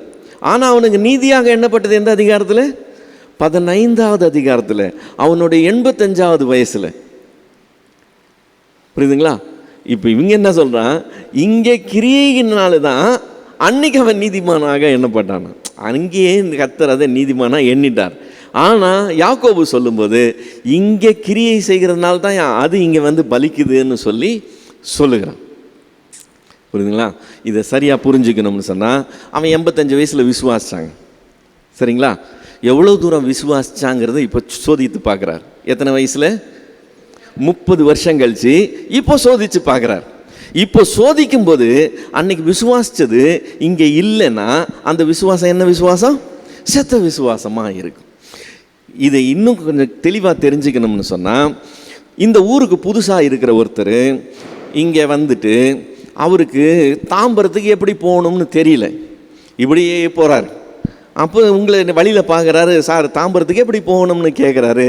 நீங்கள் வந்து இப்படி திரும்பி இவ்வளோ தூரம் போனீங்கன்னா இந்தந்த லேண்ட்மார்க்கெல்லாம் வரும், அதெல்லாம் தாண்டினதுக்கப்புறம் இந்த மாதிரி ஒரு பிரிட்ஜு வரும், அந்த பிரிட்ஜை தாண்டினதுக்கப்புறம் அந்த பிரிட்ஜில் நீங்கள் ரைட் சைடு திரும்பினீங்கன்னா அங்கேருந்து தாம்பரம் பஸ் ஸ்டாண்டு இமீடியட்டாக வந்துடும்னு நீங்கள் சொல்கிறீங்க. நீங்கள் சொல்ல சொல்ல சொல்ல அவர் உங்களை கவனமாக கேட்குறார். என்ன நீங்கள் சொல்கிறதெல்லாம் அவர் கிராஸ் கொஸ்டின் பண்ணி சரியாக விளங்கி கொள்கிறார். அப்படியா, ரைட்டில் வருதா லெஃப்டில் வருதா எல்லாம் கேட்டு கேட்டு கேட்டு தெரிஞ்சுக்கிறார். சரி, அவர் ஆர்வமாக கவனமாக கேட்கறதுனால நீங்களும் உற்சாகமாக அவருக்கு விளக்கி சொல்கிறீங்க. எல்லாத்தையும் கேட்டுட்டு இப்போ அவர் என்ன செய்யணும்? நீங்கள் சொன்ன டைரெக்ஷனில் அவர் திரும்பி போகணும். அதுக்கு பதிலாக அவர் போகிற டைரெக்ஷனில் திரும்ப போனாருன்னா உங்களுக்கு எப்படி இருக்கும்? அவர் உங்களை நம்பலைன்னு அர்த்தம். அது வரைக்கும் மண்டை ஆட்டும்போது கேட்கும்போது நம்பின மாதிரி தான் இருந்துச்சு. ஆனால் கிரியையில் அது வராத வரைக்கும் அவர் நம்பலைங்கிறது தெரியுது. அதை செஞ்சாருன்னா, நீங்கள் சொன்ன மாதிரியே திரும்பி அவர் அந்த டைரெக்ஷனில் போனார்னா மனுஷன் நம்ம சொன்னதை நம்பினார்னு அர்த்தம். ஸோ இந்த விசுவாசம் என்கிற நம்பிக்கை இருக்குது பார்த்தீங்களா, நம்பப்படுகிறதுல உறுதின்னு சொல்கிறோம் பார்த்தீங்களா. நான் எவ்வளவு தூரம் விசுவாசிக்கிறேங்கிறது எதில் தான் தெரியும்? நான் அதன் அடிப்படையில் செயல்படுகிறேனாங்கிறதுல தான் தெரியும். நான் செயல்படாத வரைக்கும் நான் எவ்வளவு நாள் சர்ச் அட்டன் பண்ணாலும் சரி, எத்தனை கன்வென்ஷனுக்கு போனாலும் சரி, எவ்வளவு வேத வசனங்களை நான் தியானித்தாலும் சரி, எவ்வளோ காரியங்களை தெரிந்து கொள்ளுகிறதில் நான் ஆர்வம் காட்டினாலும் சரி, ஐயோ இதெல்லாம் சத்தியம் என்று அறிக்கையிட்டாலும் சரி, அது என்னுடைய கிரியையில் வெளிப்படாத வரைக்கும் நான் இந்த காரியங்களெல்லாம் நம்பலை, விசுவாசிக்கலைன்னு அர்த்தம். இந்த விசுவாசிக்கிறேன்னு சொல்கிறேன் பார்த்தீங்களா, இது செத்ததாக இல்லாமல் உயிருள்ளதாக பூரணப்பட்டதாக இருக்கணும்னா என்னுடைய கிரியையோடு அது சேர்ந்து முயற்சி செய்து என்னுடைய விசுவாசம் பூரணப்படணும். 30 வருஷத்துக்கு முன்னாடி அவன் தேவனை விசுவாசித்தான். வானத்தை அண்ணாந்து பார்ப்பான், இதெல்லாம் என்ன கூடுமானா உன்னுடைய சந்ததி என்ன முடியும்னு சொன்னார். உடனே அவன் தேவனை விசுவாசித்தானான். தேவன் அதை அவனுக்கு நீதியாக எண்ணினாராம். ஆனால் 30 வருஷம் கழித்து கொடுத்த ஒரே பிள்ளைய நீனு பலியிடுன்னு சொல்லுகிறார். அவன் பலியிட துணிஞ்சு போகிறான். அதுலேருந்து என்ன தெரியுது? இருக்கிறது ஒரு பிள்ளை தான், வேற பிள்ளை கிடையாது. அந்த பிள்ளை வேற பிள்ளை தந்து அந்த பிள்ளை வழியான்னு சொல்லலை, இந்த பிள்ளை வழியாக தான் நான் உனக்கு சந்ததி விளங்க பண்ணுவேன்னு சொல்லியிருக்கிறாரு. இந்த வார்த்தைகளை அவன் நம்புறான்றது எப்படி தெரியும்? கொல்லுன்னு சொன்னால் கொல்றதுக்கு அவன் ஆயத்தமாக இருக்கிறான்.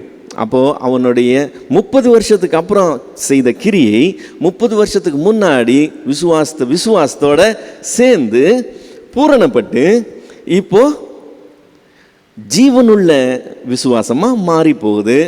இப்படிப்பட்ட விசுவாசம் உள்ளவனே தேவன் தன்னுடைய சிநேகிதன்னு சொல்லிக்கிறார்னு சொல்லி. சாதாரண லெவல் இல்லையா, ஆண்டவருக்கு நம்ம ரொம்ப க்ளோஸ் ஆகிடுவோம்மா.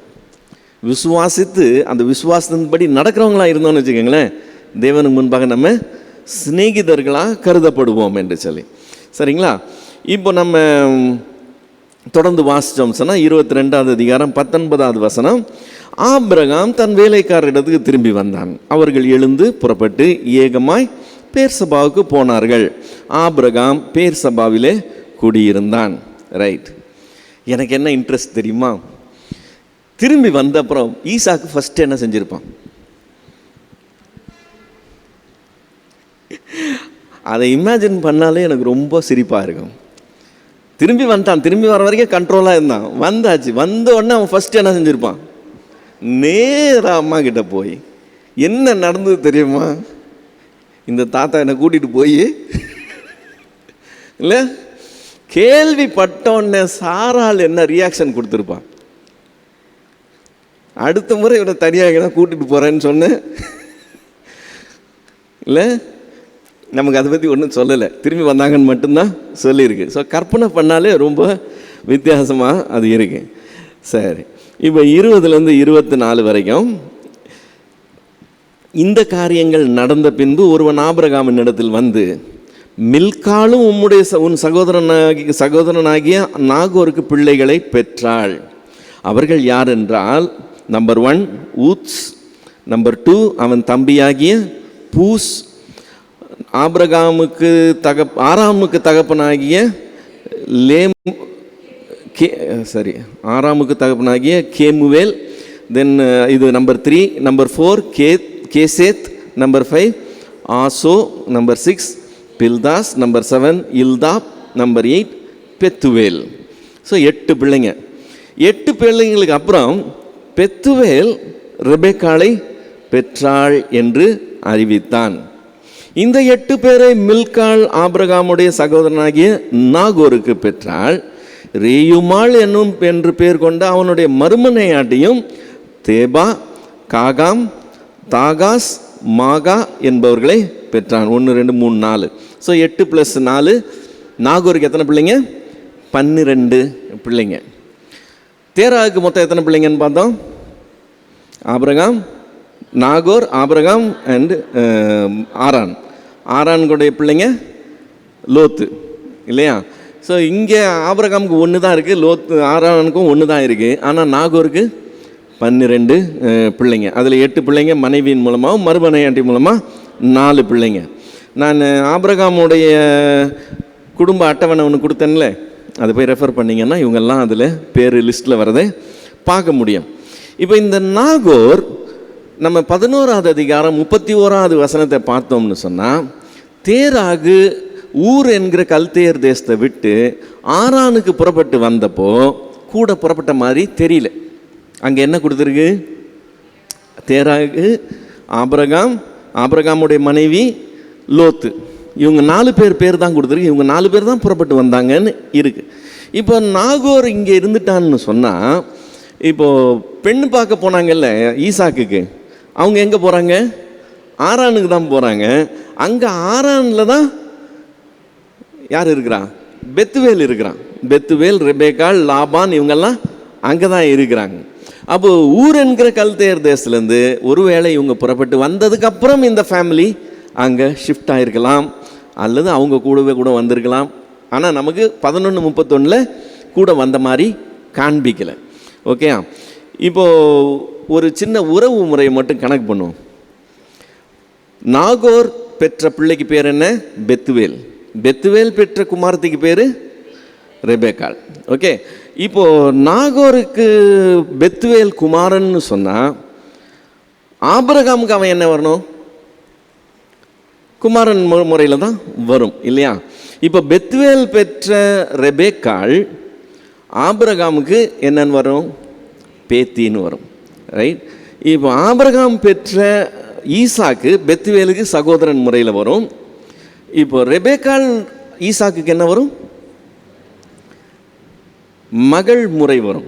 ஆனால் அவ்வளோதான் அவன் கல்யாணம் பண்ண போகிறான். ஓகே, இன்றைக்கி நம்ம அந்த உறவு முறைகளை நம்ம ரொம்ப கேர்ஃபுல்லாக பார்க்குறோம். அப்போ அவங்க அவ்வளோ கேர்ஃபுல்லாக பார்த்த மாதிரி தெரியல. ஸோ க்ளோஸ் ஃபேமிலியிலே அவனுக்கு பிள்ளை முறை வருது, ஆனால் அவ்வளோதான் அவன் கல்யாணம் பண்ண போகிறான். சரியா? இதை மைண்டில் வச்சுக்குவோம். இன்னொரு காரியம் என்னன்னு சொன்னால், மோரே என்கிற அந்த மலைக்கு நான் காண்பிக்க மலைக்கு போய் நீ மோரே தேசத்துக்கு போய் நீ இந்த மலையில் செய்யின்னு சொன்னார் இல்லை? அந்த மலை தான் எருசலேம் தேவாலயம் கட்டப்பட்ட மலைன்னு சொல்லி பார்த்தோம் இல்லை? இப்போ ஆபிரகாம் தன்னுடைய குமாரனை பலியிட்டப்போ தேவன் அதை தடுத்து போடுறதை நம்ம பார்க்குறோம் இல்லையா? ஆனால் அதே மலையில் தான் நமக்காக தேவன் தம்முடைய ஒரே பேரான குமாரனை பலியாக செலுத்துகிறத நம்ம பார்க்குறோம். ஸோ நான் இது ஆபிரகாம்லேருந்து இயேசு கிறிஸ்துக்கு லிங்க் ஆகி இயேசு கிறிஸ்துலேருந்து நமக்கு லிங்க் ஆகிற விஷயம்.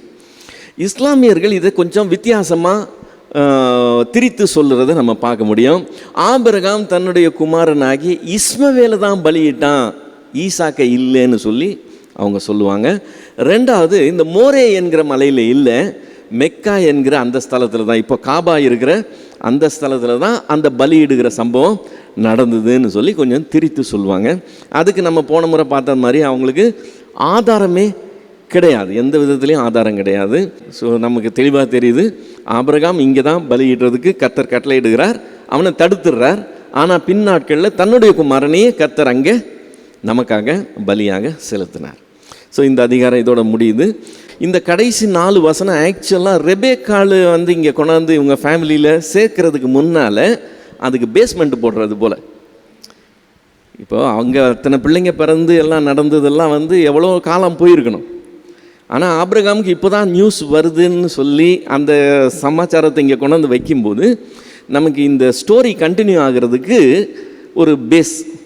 இப்போ அடுத்து ரெபேக்காள் யார், லாபான் யார், பெத்துவேல் யாருன்றதை இங்கே ஒரு இன்ட்ரடக்ஷன் போல் கொடுத்து முடியுது. சரியா? நம்ம அடுத்த அதிகாரம் வரும்போது நம்ம அதை பார்க்கலாம்.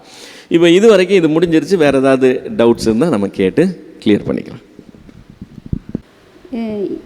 ஈசாக்குக்கு வந்து ரெபேக்காள் மகள் முறை அப்படின்னு பார்க்குறோம் இல்லையா? அப்புறம் 26வது அதிகாரத்தில் பின்ன ஏன் அவளை உன் சகோதரி என்று சொன்னாய் என்றான். அதுக்கு என்ன? சகோதரின்னு பொய் சொல்கிறானா? ஆபிரகாமாவது ஒரு விதமாக சகோதரி எனக்கு வந்து அப்பா, என்னுடைய அம்மா வேற, அவன் அம்மா வேற, அப்பா தான் ஒன்றுன்னு சொல்லி நியாயப்படுத்த முடியும். இவன் நியாயப்படுத்த கூட முடியாது, டைரெக்டாகவே பொய் தான். அது ஆபிரகாம். அப்புறம் எபிரேயர் 11 பார்க்கும்போது மரித்தோரிலிருந்து திரும்ப பாவனையாக பெற்றுக்கொண்டான். இல்லை, மரித்தோரிலிருந்து எழுப்பவும் தேவன் வல்லவராய் இருக்கிறார் என்று எண்ணி. எப்படி இப்படி ஆபிரகாமுக்கு தோணுச்சு? தோணுகிறது இல்லை. ஈசாக்கின் மூலமா உன்னுடைய சந்ததி விளங்கும்னு சொல்லியாச்சு. உன் பிள்ளைகள் நீ பெற்ற பிள்ளையின் மூலமானு பிளைனா சொல்லியிருந்தா பரவாயில்லை, பேர் சொல்லி இவன் இந்த நபர் மூலமாக தான் சொல்லியாச்சு. அப்போ அந்த நபரை நீ கொல்லுன்னு சொல்லும்போது நிச்சயமாக கொல்ல விட மாட்டாருன்னு 100% நம்பிக்கை இருக்கணும். ரெண்டாவது, மீறி கொன்னுட்டா கூட அந்த வாக்குத்தத்தத்தை நிறைவேற்றணுங்கிறப்போ செத்தவனை அவர் எழுப்பிடுவார் அப்படின்னு அசைக்க முடியாத ஒரு நம்பிக்கை இருந்தது. அந்த தான் விசுவாசம்னு சொல்லி ஆபிரகாம் விசுவாசித்தான், அது அவனுக்கு நீதியாக எண்ணப்படுது. அது இவனுடைய இந்த கிரியையினால் எந்த அளவுக்கு விசுவாசிச்சாங்கிறது தெரியுது. Praise the Lord. இது யாக்கோபுல ஒரு வசனம் சொன்னீங்களே 2ஆம் அதிகாரத்தில், வீணான மனுஷனே கிரியை இல்லாத விசுவாசம், வீணான மனுஷனே கிரியைகள் இல்லாத விசுவாசம் செத்ததென்று நீ அறிய வேண்டுமோ. ஸோ அது என்ன, எனக்கு இன்னொரு தடவை நம்ம எப்படி வந்து நம்ம லைஃபோட அது எப்படி ரிலேட் பண்ணிக்கிறது? எப்போவுமே சிம்பிள். இப்போ வந்து தாம்பரத்துக்கு போகிறதுக்கு வழியெல்லாம் கேட்டு தெரிஞ்சுக்கிட்டு அதுக்கு படி போகலைன்னா என்ன அர்த்தம்? நான் விசுவாசிக்கலைன்னு அர்த்தம். நீங்கள் சொன்னதை நான் நம்பினேன்னா நான் என்ன செய்யணும்? நான் நம்பினதுக்கு ஏற்ற மாதிரி நடக்கணும். நான் நம்புறதுக்கு ஏற்ற மாதிரி நடக்காமல் இன்னும் 2 பேர்கிட்ட நான் அந்த பக்கமாக போய் விசாரிச்சுக்கிட்டு இருந்தேன்னா நீங்கள் என்ன சொல்லுவீங்க? அப்போ நான் கிரியை இல்லாத இந்த விசுவாசம் உங்ககிட்ட வந்து ஆமாம் ஆமாம் கரெக்ட் நல்லா எனக்கு புரிஞ்சிச்சுங்க, ரொம்ப சந்தோஷம்னு சொல்கிறது சும்மா சொல்லியிருக்கேன்னு அர்த்தம். அப்போ கிரியை இல்லாத விசுவாசம் செத்த விசுவாசம். ஆக்சுவலாக நான் நீங்கள் சொல்கிறத நம்பினா நீங்கள் சொன்னபடி நான் அங்கே போயிருக்கணும். இப்போ ஒவ்வொருத்தரோட லைஃப்லேயும் ஆண்டவர் வந்து ஒரு ப்ராமிஸ் பண்ணியிருப்பார் கண்டிப்பாக. அது நம்ம எப்படி இது பண்ணுறது? இப்போ இல்லை, ப்ராமிஸ் வந்து இப்போ ஆபிரகாமுக்கு கொடுத்த ப்ராமிஸ் மாதிரி நமக்கு வந்து டைரெக்டாக வந்து காட் வந்து கொடுக்கறது கிடையாது. ஸோ வேர்ட்ஸ் மூலமாக தான். இப்போ ஒரு ஜஸ்ட் ஒரு சாதாரண மனுஷங்க எப்படி அதை வந்து கிரியை மூலமாக வெளிப்படுத்த முடியும்? நீங்கள் சொல்கிறது வந்து இந்த வாக்கு தத்தங்கள் ரிலீஸ் பண்ணுறாங்களா, அதை பற்றி பேசுகிறீங்களா? இல்லை நான் ஆக்சுவலாக நார்மலாக கேட்குறேன். நான் எப்படி அதை வந்து நம்ம பிலீவ் பண்ணுறது அப்படின்ற மாதிரி கேட்குறேன். நான் நம்ம கிரியை மூலமாக எப்படி ஆண்டவரை ப்ளீஸ் பண்ண முடியும்? இப்போது இயேசு கிறிஸ்துவே வழி அப்படின்னு சொல்லி வேதம் சொல்லுது. அதை விசுவாசித்தோம்னு சொன்னால் நம்ம அதுக்கேற்ற மாதிரி கிரியை செய்யணும். இப்போ பரிசுத்தம் இல்லாமல் ஒருவனை தேவனை தரிசிக்க முடியாதுங்கிறத நான் விசுவாசித்தேன்னா அதுக்கேற்ற மாதிரி கிரியை செய்யணும். தேவன் என்ன அசுத்தத்திற்கு இல்லை பரிசுத்தத்துக்கு தான் அழைச்சிருக்கிறாருன்னு நான் விசுவாசித்தேன்னா அதுக்கேற்ற மாதிரி இருக்கணும். நான் அதெல்லாம் சரியாக புரிஞ்சுக்கிட்டேன், அதெல்லாம் தெளிவாக எனக்கு தெரியும், ஆனால் நான் செய்கிறதெல்லாம் உலகத்தின்படி நான் வாழ்ந்துகிட்டு இருந்தேன்னா நான் விசுவாசிக்கிறேன், ஆனால் செய்யலை. கிரியை இல்லாத விசுவாசம் செத்த விசுவாசம். அப்படி அண்டர்ஸ்டாண்ட். அண்ட் தென் இதில் நெக்ஸ்ட் இதில் 21 இன்னைக்கு எடுத்தீங்க இல்லையா, சாரி 22, 23rd சாராள் 127 வருஷம் உயிரோடு இருந்தால். இவ்வளவே சாராளுடைய வயது. கானான் தேசத்தில் உள்ள எப்ரோன் என்னும் கீரியா தர்பாவிலே சாராள் மரித்தாள். ஆனால் அதுக்கு முன்னாடி அவங்க பேர் சபாவில் தானே இருக்காங்க, பேர் சபாவில் இருக்கிறாங்க. கடைசி ஸ்டேஜ் வரும்போது அவங்க திரும்ப அவங்க இருந்த இடத்துக்கு போயிடுறாங்க, அங்கே தான் சொந்த இடம் வாங்குறாங்க. ஓகே. அப்போ ஆபிரகாம் கூட இருக்காரா இல்லை வந்து அவர் தனியாக? மொத்தமாக தான் மூவ் ஆகுறாங்க, மொத்தமாக தான் மூவ் ஆகுறாங்க. சாராள் தனியாலாம் போகல. Okay okay. நான் யோசித்தேன், இந்த ஆஃப்டர் இந்த அவர் பலியிடுறதுக்கு போகிறார் இல்லையா, ஸோ அதனால் சாராள் வந்து கோச்சிக்கிட்டு அவங்க வந்து அந்த இடத்துக்கு போயிடுறாங்க. சாராள் சாகும்போது 124 வயசு, அப்போ ஆபிரகாமுக்கு 134 வயசு. இந்த சம்பவம் முடிஞ்சு ஏறக்குறைய 20 வருஷம் கழிச்சு அது நடக்கிற விஷயம். ஓகே. அதனால இங்கிருந்து அவங்க மைக்ரேட் பண்ணி மறுபடியும் பழைய இடத்துக்கு போயிடுறாங்க. ஒன்னாதான் போறாங்க. ஆமா, மொத்தமா அவங்க ஃபேமிலியை மொத்தமா அவனுடைய மொத்த சொத்தோடு அங்கே தான் போவாங்க, அங்கே இருப்பாங்க. ஓகே. இந்த அண்டர்ஸ்டாண்டிங் கரெக்டானு எனக்கு தெரியல, பட் ஜஸ்ட் கிளாரிஃபை மீ. இப்போ வந்து ஆண்டவர் வந்து எனக்கு ஒரு விஷயம் சொல்கிறாரு, நான் உன்னை ஒரு டீச்சர் ஆக்குறேன் அப்படின்னு சொல்லிட்டு, அது மாதிரி ஒரு ஸ்பிரிச்சுவல் டீச்சர் ஆக்குறேன் அப்படின்னு ஒரு வார்த்தை எனக்கு கொடுக்குறாருன்னா, ஸோ நான் அதை விசுவாசித்து ஓகே அதுக்குண்டான என்ன காரியங்களோ அதில் நான் எக்யூப் பண்ணி கொள்கிறேன் இல்லைங்களா. நான் அதை எக்யூப் பண்ணுறதுக்காக நிறைய ஸ்டடீஸ் பண்ணுறது இல்லை கிளாஸஸோ அது மாதிரி எல்லாம் எடுக்கிறேன். இது விசுவாச கிரியைக்குள்ளார வருமா? அதாவது இந்த மாதிரி காரியங்கள் இருக்குல்ல, ஊழியத்தில் ஆண்டவர் என்னவா பயன்படுத்த போகிறாரு, என்னுடைய பங்கு என்ன, நான் என்ன செய்யணும், இது வந்து டோட்டலாக டிஃப்ரெண்ட்டான ஒரு சப்ஜெக்ட். எப்படின்னா அவனுக்கு தமது சித்தத்தின்படி அவர் கிருபையை பகிர்ந்து அளிக்கிறாருன்னு இருக்கு. ஓகேயா? இப்போ எனக்கு வந்து டிஜிஎஸ் தினகரன் மாதிரி இருக்கணும்னு ஆசைப்படலாம், நிறைய பேர் எலியா மாதிரி இருக்கணும்னு ஆசை இருக்கலாம், நிறைய பேருக்கு எலிசா மாதிரி இருக்கணும்னு ஆசைப்படலாம். அதுக்காக இவனை மாதிரி அவனை மாதிரின்னு எவனையும் நடத்துறதில்லை. ஆண்டவர் வந்து ஒவ்வொருத்தருக்கும் ஒவ்வொரு ரோல் ஸ்பெசிஃபிக்காக கொடுத்துருக்கிறார்.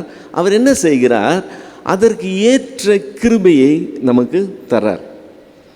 என் மனதின் வாஞ்சை வந்து வேறு மாதிரி இருக்கலாம். எனக்கு அற்புத அடையாளங்களோடு நான் இப்படி செய்யணும் அப்படி செய்யணும்னு பெரிய லெவலில் நம்ம ஊழியம் இருக்கணும்மா, எல்லாம் உலகமே நம்மளை திரும்பி பார்க்கணும்னு சொல்லி நான் விருப்பப்படலாம். அதுக்காக என்ன வேணால் செய்கிறதுக்கு நான் ரெடியாக இருக்கலாம், என்ன தியாகம் வேணாலும் நான் செய்கிறதுக்கு ரெடியாக இருக்கலாம். ஆனால் அது தேவ சித்தமாக அதுக்கு தான் என்னை வச்சிருக்கிறாராங்கிறது கொஸ்டின். அதை நான் எப்படி அறிந்து கொள்ளுகிறதுன்னு தான் எல்லாருக்கும் கேள்வி. நான் என்ன செய்ய தேவன் சித்தமாக இருக்கிறார்னா என்ன அர்த்தம்னா, நான் என்ன ஊழியம் செய்ய கர்த்தர் சித்தமாக இருக்கிறார். ஓகே, இப்போது இதை வந்து ஐடென்டிஃபை பண்ணுறதுன்னா எப்படின்னா, எனக்கு என்ன கிருபை கொடுத்துருக்கிறாருங்கிறத நான் ஃபஸ்ட்டு ஐடென்டிஃபை பண்ணணும். சரிங்களா? எனக்கு என்ன கிருபை கொடுத்துருக்கிறாரோ அந்த கிருபைக்குள்ளே நான் இருந்து செயல்பட்டேன்னா அவனவன் தன்னை குறித்து மிஞ்சி எண்ணக்கூடாதுன்னு வசனம் சொல்லுது. ஓகே, என்னுடைய லிமிட் என்னவோ அந்த லிமிட்குள்ளே நான் செயல்படுறது வரைக்கும் கரெக்டாக இருக்கும். நான் லிமிட்டை மீறி போய் அதுக்கு ஏற்ற மாதிரி நான் என்னை டிசைன் பண்ணிக்க ட்ரை பண்ணேன்னா அது வந்து கம்ப்ளீட்டாக தப்பாக போயிடும். சரியா? இப்போ நான் உண்மையிலே தேவ சித்தத்தின்படி இருக்கணும் அப்படின்னா ஆக்சுவலாக எனக்கு கொடுத்த கிருபையை செய்கிறதற்கு எனக்கு நம்பர் 1 எனக்கு ஒரு பாரம் இருக்கும். சரிங்களா? நம்பர் 1 என்ன இருக்கும்? ஒரு பாரம் இருக்கும். நம்பர் 2 என்ன இருக்கும்? அதை செய்கிறதற்கு எனக்கு வாஞ்சை இருக்கும், செய்ய முடியும். இப்போது சிஸ்டர் பாட்டு பாடுறாங்க, எனக்கு பாட்டு பாடணும்னு ரொம்ப ஆசைன்னு வச்சுக்கோங்களேன். மைக்கை பிடிக்கும் போதெல்லாம் பாட்டு பாடிக்கிட்டு இருந்தேன்னு வச்சுக்கோங்க, அது தப்பாக போயிடும். அவங்கள பாடுறதுக்கு வச்சுக்கிறாங்கன்னா அவங்க பாடுவாங்க, எனக்கு ஆசை இருக்கலாம், அதுக்காக நான் கிடைக்கிற வாய்ப்புலலாம் பாட்டு பாடிக்கிட்டு இருக்கக்கூடாது இல்லையா? ஸோ எனக்கு செய்கிறதுக்கு வாய்ப்பு இருந்தாலும் செய்கிறதுக்கு இது இருந்தாலும் வாஞ்சை இருந்தாலும் அதற்குண்டான கிருபை இருக்காங்கிறது கொஸ்டின். அந்த கிருபை இல்லைன்னா அதில் காலடி எடுத்து வைக்கக்கூடாது. சரிங்களா? ஸோ இப்போ எனக்கு வந்து வேதத்தை பகுத்து போதிக்கிறது என்னுடைய ஊழியம், எனக்கு கொடுத்துருக்க கிருபை அதுதான். ஸோ என்னால் எக்ஸ்பிளைன் பண்ணி சொல்ல முடியும். ரொம்ப என்ன சொல்கிறது, விளங்கி கொள்ளுகிற அளவுக்கு நல்லா எக்ஸ்பிளைன் பண்ணி சொல்லணும். இது எனக்கு கொடுத்த ஸ்பெஷல் கிரேஸ். இப்போ இதை விட்டுட்டு நான் பாட்டு பாட ஆரம்பித்தேன்னா நான் என்ன செய்கிறேன்? செய்ய வேண்டிய வேலையை செய்யாமல் நான் ஆசைப்படுற வேலையில் நான் இறங்குறேன். அதுக்கு உண்டான கிருபை எனக்கு இல்லை. அப்போ நான் பாடினா என்ன விளங்கும்? ஒன்றும் விளங்காது இல்லையா? நான் அது செய்யக்கூடாது, நான் இதை தான் செய்யணும். ஸோ ஃபஸ்ட் ஆஃப் ஆல் பாரம் இருக்கும். இந்த பாரம்னு சொல்லும்போது என் எக்ஸ்பீரியன்ஸ்லேருந்தே சொல்கிறேனே, நான் பிஸ்னஸில் இருந்தேன், டைல்ஸ் பிஸ்னஸில் இருந்தேன். காலையிலேருந்து சாயங்காலம் வரைக்கும், நைட்டு வரைக்கும் நான் அந்த கடையில் உட்காந்துருக்கிறேன். நார்மலாக வியாபாரம் முடிச்சு வீட்டுக்கு போகிறவங்க எவ்வளோ கலெக்ஷன் இருக்கோ அதுக்கேற்ற மாதிரி சந்தோஷமாக வீட்டுக்கு போவாங்க. நான் அதை பொறுத்து சந்தோஷமாகவே போக மாட்டேன். ஆனால் காலையிலேருந்து சாயங்காலம் வரைக்கும் நான் இந்த நோட்ஸ் எடுக்கிறது, இந்த ரிசர்ச் பண்ணுறது, நான் புக்ஸ் எழுதுறது, இதில் நான் நிறையா டைம் ஸ்பெண்ட் பண்ணியிருப்பேன். பார்த்தீங்களா, எனக்கு இன்றைக்கி செய்ய வேண்டிய வேலையெல்லாம் நான் செஞ்சிட்டேன்னா அவ்வளோ சந்தோஷமாக வீட்டுக்கு போவேன்.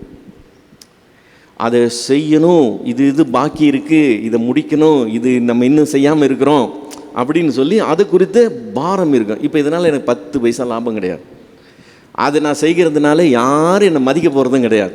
ஒரு பெரிய காரியம் செஞ்சுட்டார் வச்சிட்டான்னு ஒருத்தருக்கும் தெரிய போகிறதில்ல, யாரும் மதிக்க போகிறது கிடையாது. ஆனால் செய்யணுங்கிற பாரம், பயங்கரமான பாரம். அதை செய்யணும், செஞ்சு முடிச்சுட்டா பெரிய சந்தோஷம். அந்த பாரம் இருக்கும், செய்கிறதுக்கு தாளந்து இருக்கும். இது ரெண்டு எதில் இருக்குங்கிறத கவனிங்க. நீங்கள் ஆசைப்படுறதை விட்டுருங்க. நிறைய பேருக்கு அந்த ஆசைப்படுறதுல தான் கான்சென்ட்ரேட் பண்ணுவாங்க. அதனால் ஆசைப்படுறதை விட்டுருங்க. தேவன் என்ன விருப்பப்படுறாருன்னு பாருங்கள். ஸோ உங்களுக்கு என்ன பாரம் இருக்குது, என்ன செய்ய முடியுது.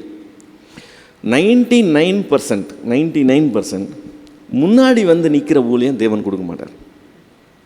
எல்லாருமே முன்னாடி நின்றுட்டா யாருங்க அங்கே இருக்கிறது? எல்லாரும் எலியாவாயிட்டா, எல்லாரும் எலிசாவாயிட்டா, யார் தான் அங்கே இருக்கிறது? இல்லை. அதனால் எல்லாருக்கும் அதுதான் ஆசை. ஆனால் ஆண்டவர் அப்படி நடத்த மாட்டார். ஆனால் இப்போ நான் இங்கே நிற்கிறேன்னா எனக்கு பின்னாடி என்னை தாங்குகிற ஊழியங்கள் இருக்குது. இப்போ என் ஃபேமிலி, என்னுடைய ஒய்ஃப் பார்த்துக்கலன்னு வச்சுக்கோங்களேன், நான் இங்கே நிற்க முடியாது. இப்போ அவங்களுக்கு அந்த தான் ஊழியம் இல்லையா? நிறைய போதகர்களுக்கு, நிறைய ஊழியக்காரருக்கு அவங்களுடைய ஃபேமிலி சப்போர்ட் பண்ணலன்னா அவங்களால செய்ய முடியாது. உலகத்துக்கு எது கண்ணுக்கு தெரியும்? இந்த நபர் தான் தெரிவாங்க. ஆனால் அந்த நபர் வெளியவே தெரிய மாட்டாங்க. அதுக்கு உண்டான கிரேஸ் அவங்களுக்கு ஆண்டவர் கொடுத்துருக்கிறார். அவங்க அதை செய்வாங்க. அதை நம்ம ரெகக்னைஸ் பண்ணுறதில்ல. அவங்களும் நம்ம ரொம்ப பெரிய ஊழியம் செஞ்சதை அவங்களும் கனெக்ட் பண்ண மாட்டாங்க. அவங்க என்ன செய்வாங்க, நம்ம வீட்டுக்குள்ளே அடைஞ்சு கிடக்கிறோம், நம்ம இதுதான் செய்கிறோம், நம்ம யாருக்கும் யூஸ்ஃபுல்லாக இல்லைன்னு நினச்சிக்குவாங்க. ஆக்சுவலாக அவங்க இன்னொரு ஊழியத்துக்கு பெரிய சப்போர்ட்டாக இருக்கிறாங்க. அதுவே பெரிய ஊழியங்கிறத அவங்க கவனிக்க மாட்டாங்க இல்லையா? ஸோ இது மாதிரி நிறைய காரியங்கள் இருக்குது. ஆண்டவருடைய சிஸ்டமில் அந்த ஃபங்க்ஷன் பண்ணுற மொத்த காரியங்களில் என்னுடைய பங்கு எந்த இடத்துல அடங்குது அப்படிங்கிறது தான். கடைசி நாளில் போய் நிற்கும்போது நான் இதை செஞ்ச ஆண்டவரேன்னு போய் நிற்க முடியாதான். அப்படி போய் நிற்கிறவனை அவர் ஏற்றுக்கொள்ளுகிறது கூட இல்லை. அவர் கேள்வி ஒன்று தான், பரலோகத்தில் இருக்க என் பிதாவினுடைய சித்தத்தின்படி செஞ்சியாங்கிறது தான். புரியுதுங்களா? நான் இங்கே பெரிய ராஜ்யமே கட்டி எழுப்பலாம்.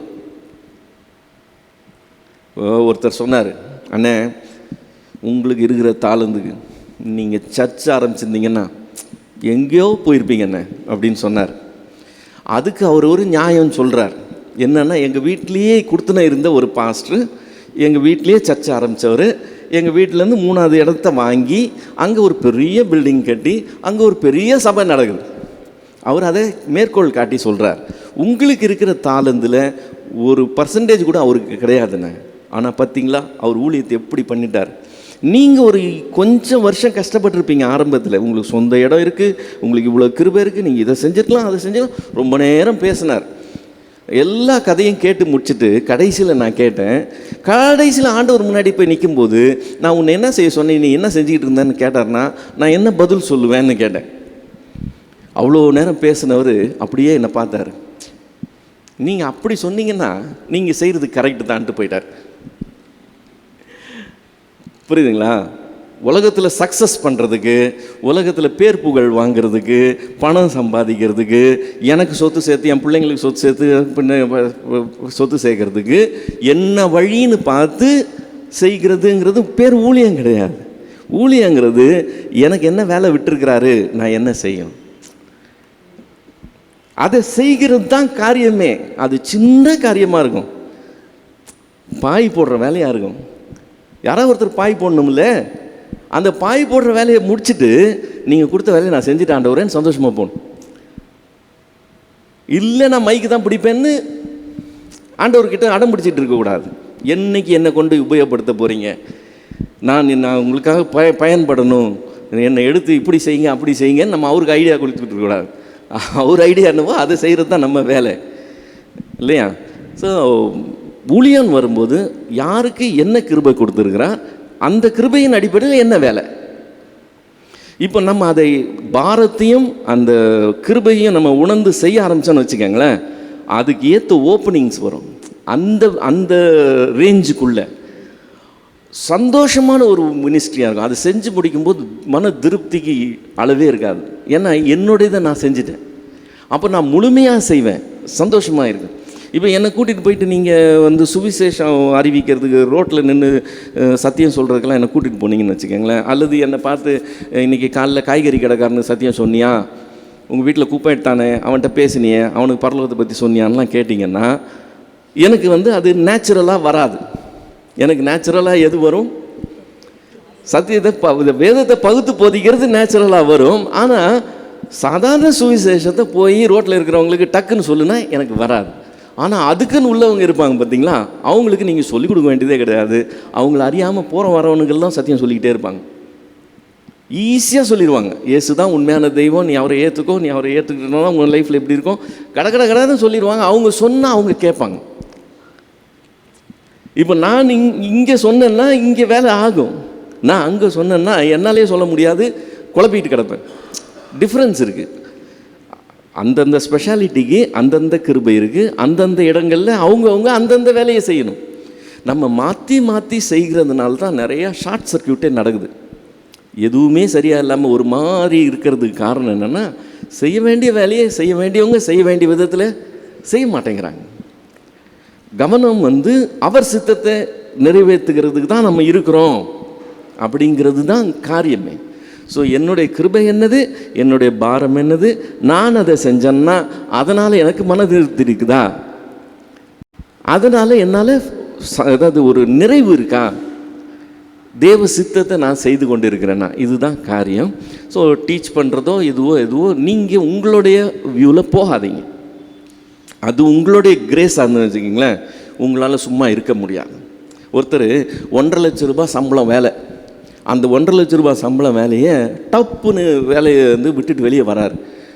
ஏன்னா நான் என் லைஃப்பையே வேஸ்ட் பண்ணுறேன்னு ஃபீல் பண்ணுறேன் பிரதர், ஆண்டவருக்காக ஊழியம் செய்யணும் பிரதர்ன்றார். சரி, நீ 1.5 லட்ச ரூபா வேலையை விட்டுட்டு இன்றைக்கி ஊழியம் செய்கிறேன்னு வந்தல, நான் அவர்கிட்ட கேட்ட கேள்வி இதுதான். இன்றைக்கி ஊழியம் செய்கிறேன்னு வரீங்கல்ல, இன்றைக்கி வர்றதுக்கு முன்னால் நீங்கள் என்ன செஞ்சுக்கிட்டு இருந்தீங்கன்னு கேட்டேன். ஒன்றும் செய்யலைன்னார். ஒன்றும் செய்யாமல் இருக்கவே முடியாது. உங்களுக்கு ஒரு பாரம் கொடுத்துருந்தாருன்னு வச்சுக்கோங்களேன், நீங்கள் எங்கே இருந்தாலும் அதை செய்வீங்க. இப்போ அவங்களுக்கு பாடுறது கிருபை கொடுத்துருக்கிறாருன்னா அவங்க எங்கே இருந்தாலும் பாடுவாங்க, எந்த சூழ்நிலையிலும் பாடுவாங்க. அவங்களால அதை செய்யாமல் இருக்கவே முடியாது. புரியுதுங்களா? அப்போ இவருக்கு ஊழியமே என்ன ஊழியம், கொஸ்டின் அதுதான். இன்றைக்கி ஊழியம் செய்கிறேன்னு வந்துட்டார், ரிசைனே பண்ணிட்டார், என்ன சொன்னாலும் கேட்கல, ரிசைன் பண்ணிட்டார். இப்போ ரிசைன் பண்ணி ஒரு 3-4 மாதம் இருக்கும், வீட்டில் உட்காந்துருக்கிறாரு. நான் இதை செய்யலாம்னு இருக்கேன், அதை செய்யலாம்னு இருக்கேன்னு சொல்லிட்டு இருக்கிறார். ஆனால் வேலை செய்யும்போது நீங்கள் என்ன ஊழியம் செஞ்சீங்கன்னு கேட்டால் ஒரு ஊழியமும் செய்யலைங்கிறார். அப்போ நான் அவர்கிட்ட சொன்னேன், உங்களுக்கு ஆண்டவர் ஊழியமே கொடுக்கலன்னு. ஊழியம் கொடுத்துருந்தா, அதுக்குண்டான கிருபை கொடுத்துருந்தா உங்களால் செய்யாமல் இருக்கவே முடியாது.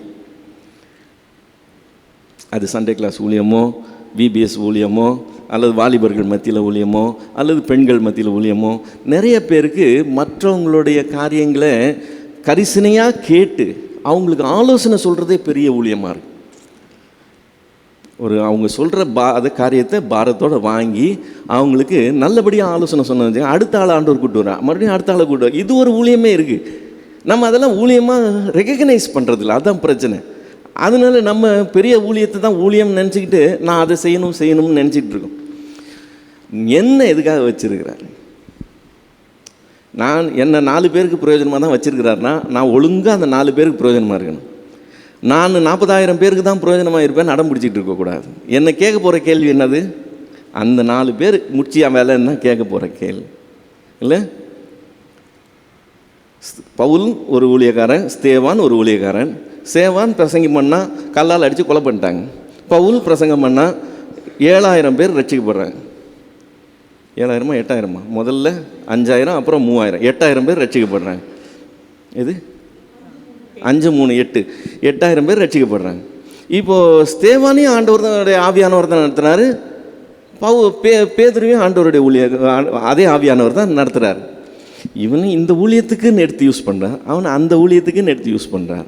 ரிசல்ட்டை பற்றி ஆண்டவர் கேட்குறதே கிடையாது. நான் சொன்னதை செஞ்சியாங்கிறது தான் காரியமே. ரிசல்ட் அவருடையது, ரட்சிப்பு அவருடையது. ஸோ நமக்கு கொடுக்கப்பட்ட வேலையை கொடுக்கப்பட்ட டைமில் அந்த அவகாசத்தில் நம்ம செய்கிறோமா செய்யலையாங்கிறது தான் கொஸ்டின்.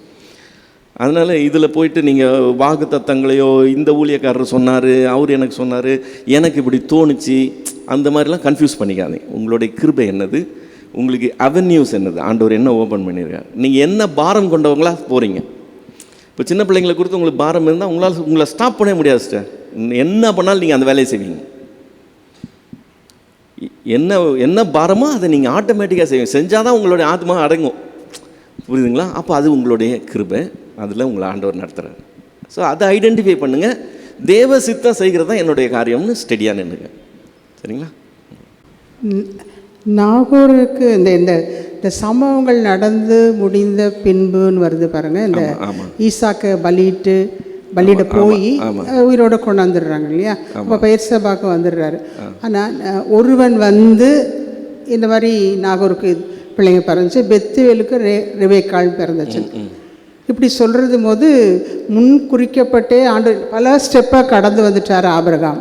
நீங்கள் நம்ம சொன்ன மாதிரி முதல்ல அழைச்சார், அப்புறம் இதை பண்ணார், எல்லாத்தையும் முடிச்சுட்டு பலியிடுற வரைக்கும் ஏகசுதனை வரைக்கும் முடிச்சுட்டு இந்த சம்பவம் நடந்து முடிஞ்ச பண்பு ஒரு பொண்ணு ரெடி ஆயிடுச்சு, பெத்துவேலுக்கு ஒரு பொண்ணு பிறந்துக்குதுன்ற மாதிரி இப்படி ஒரு முன் குறித்து ஒரு மாதிரி அது எனக்கு ரொம்ப நினச்சப்போ சந்தோஷமாக இருந்துச்சு.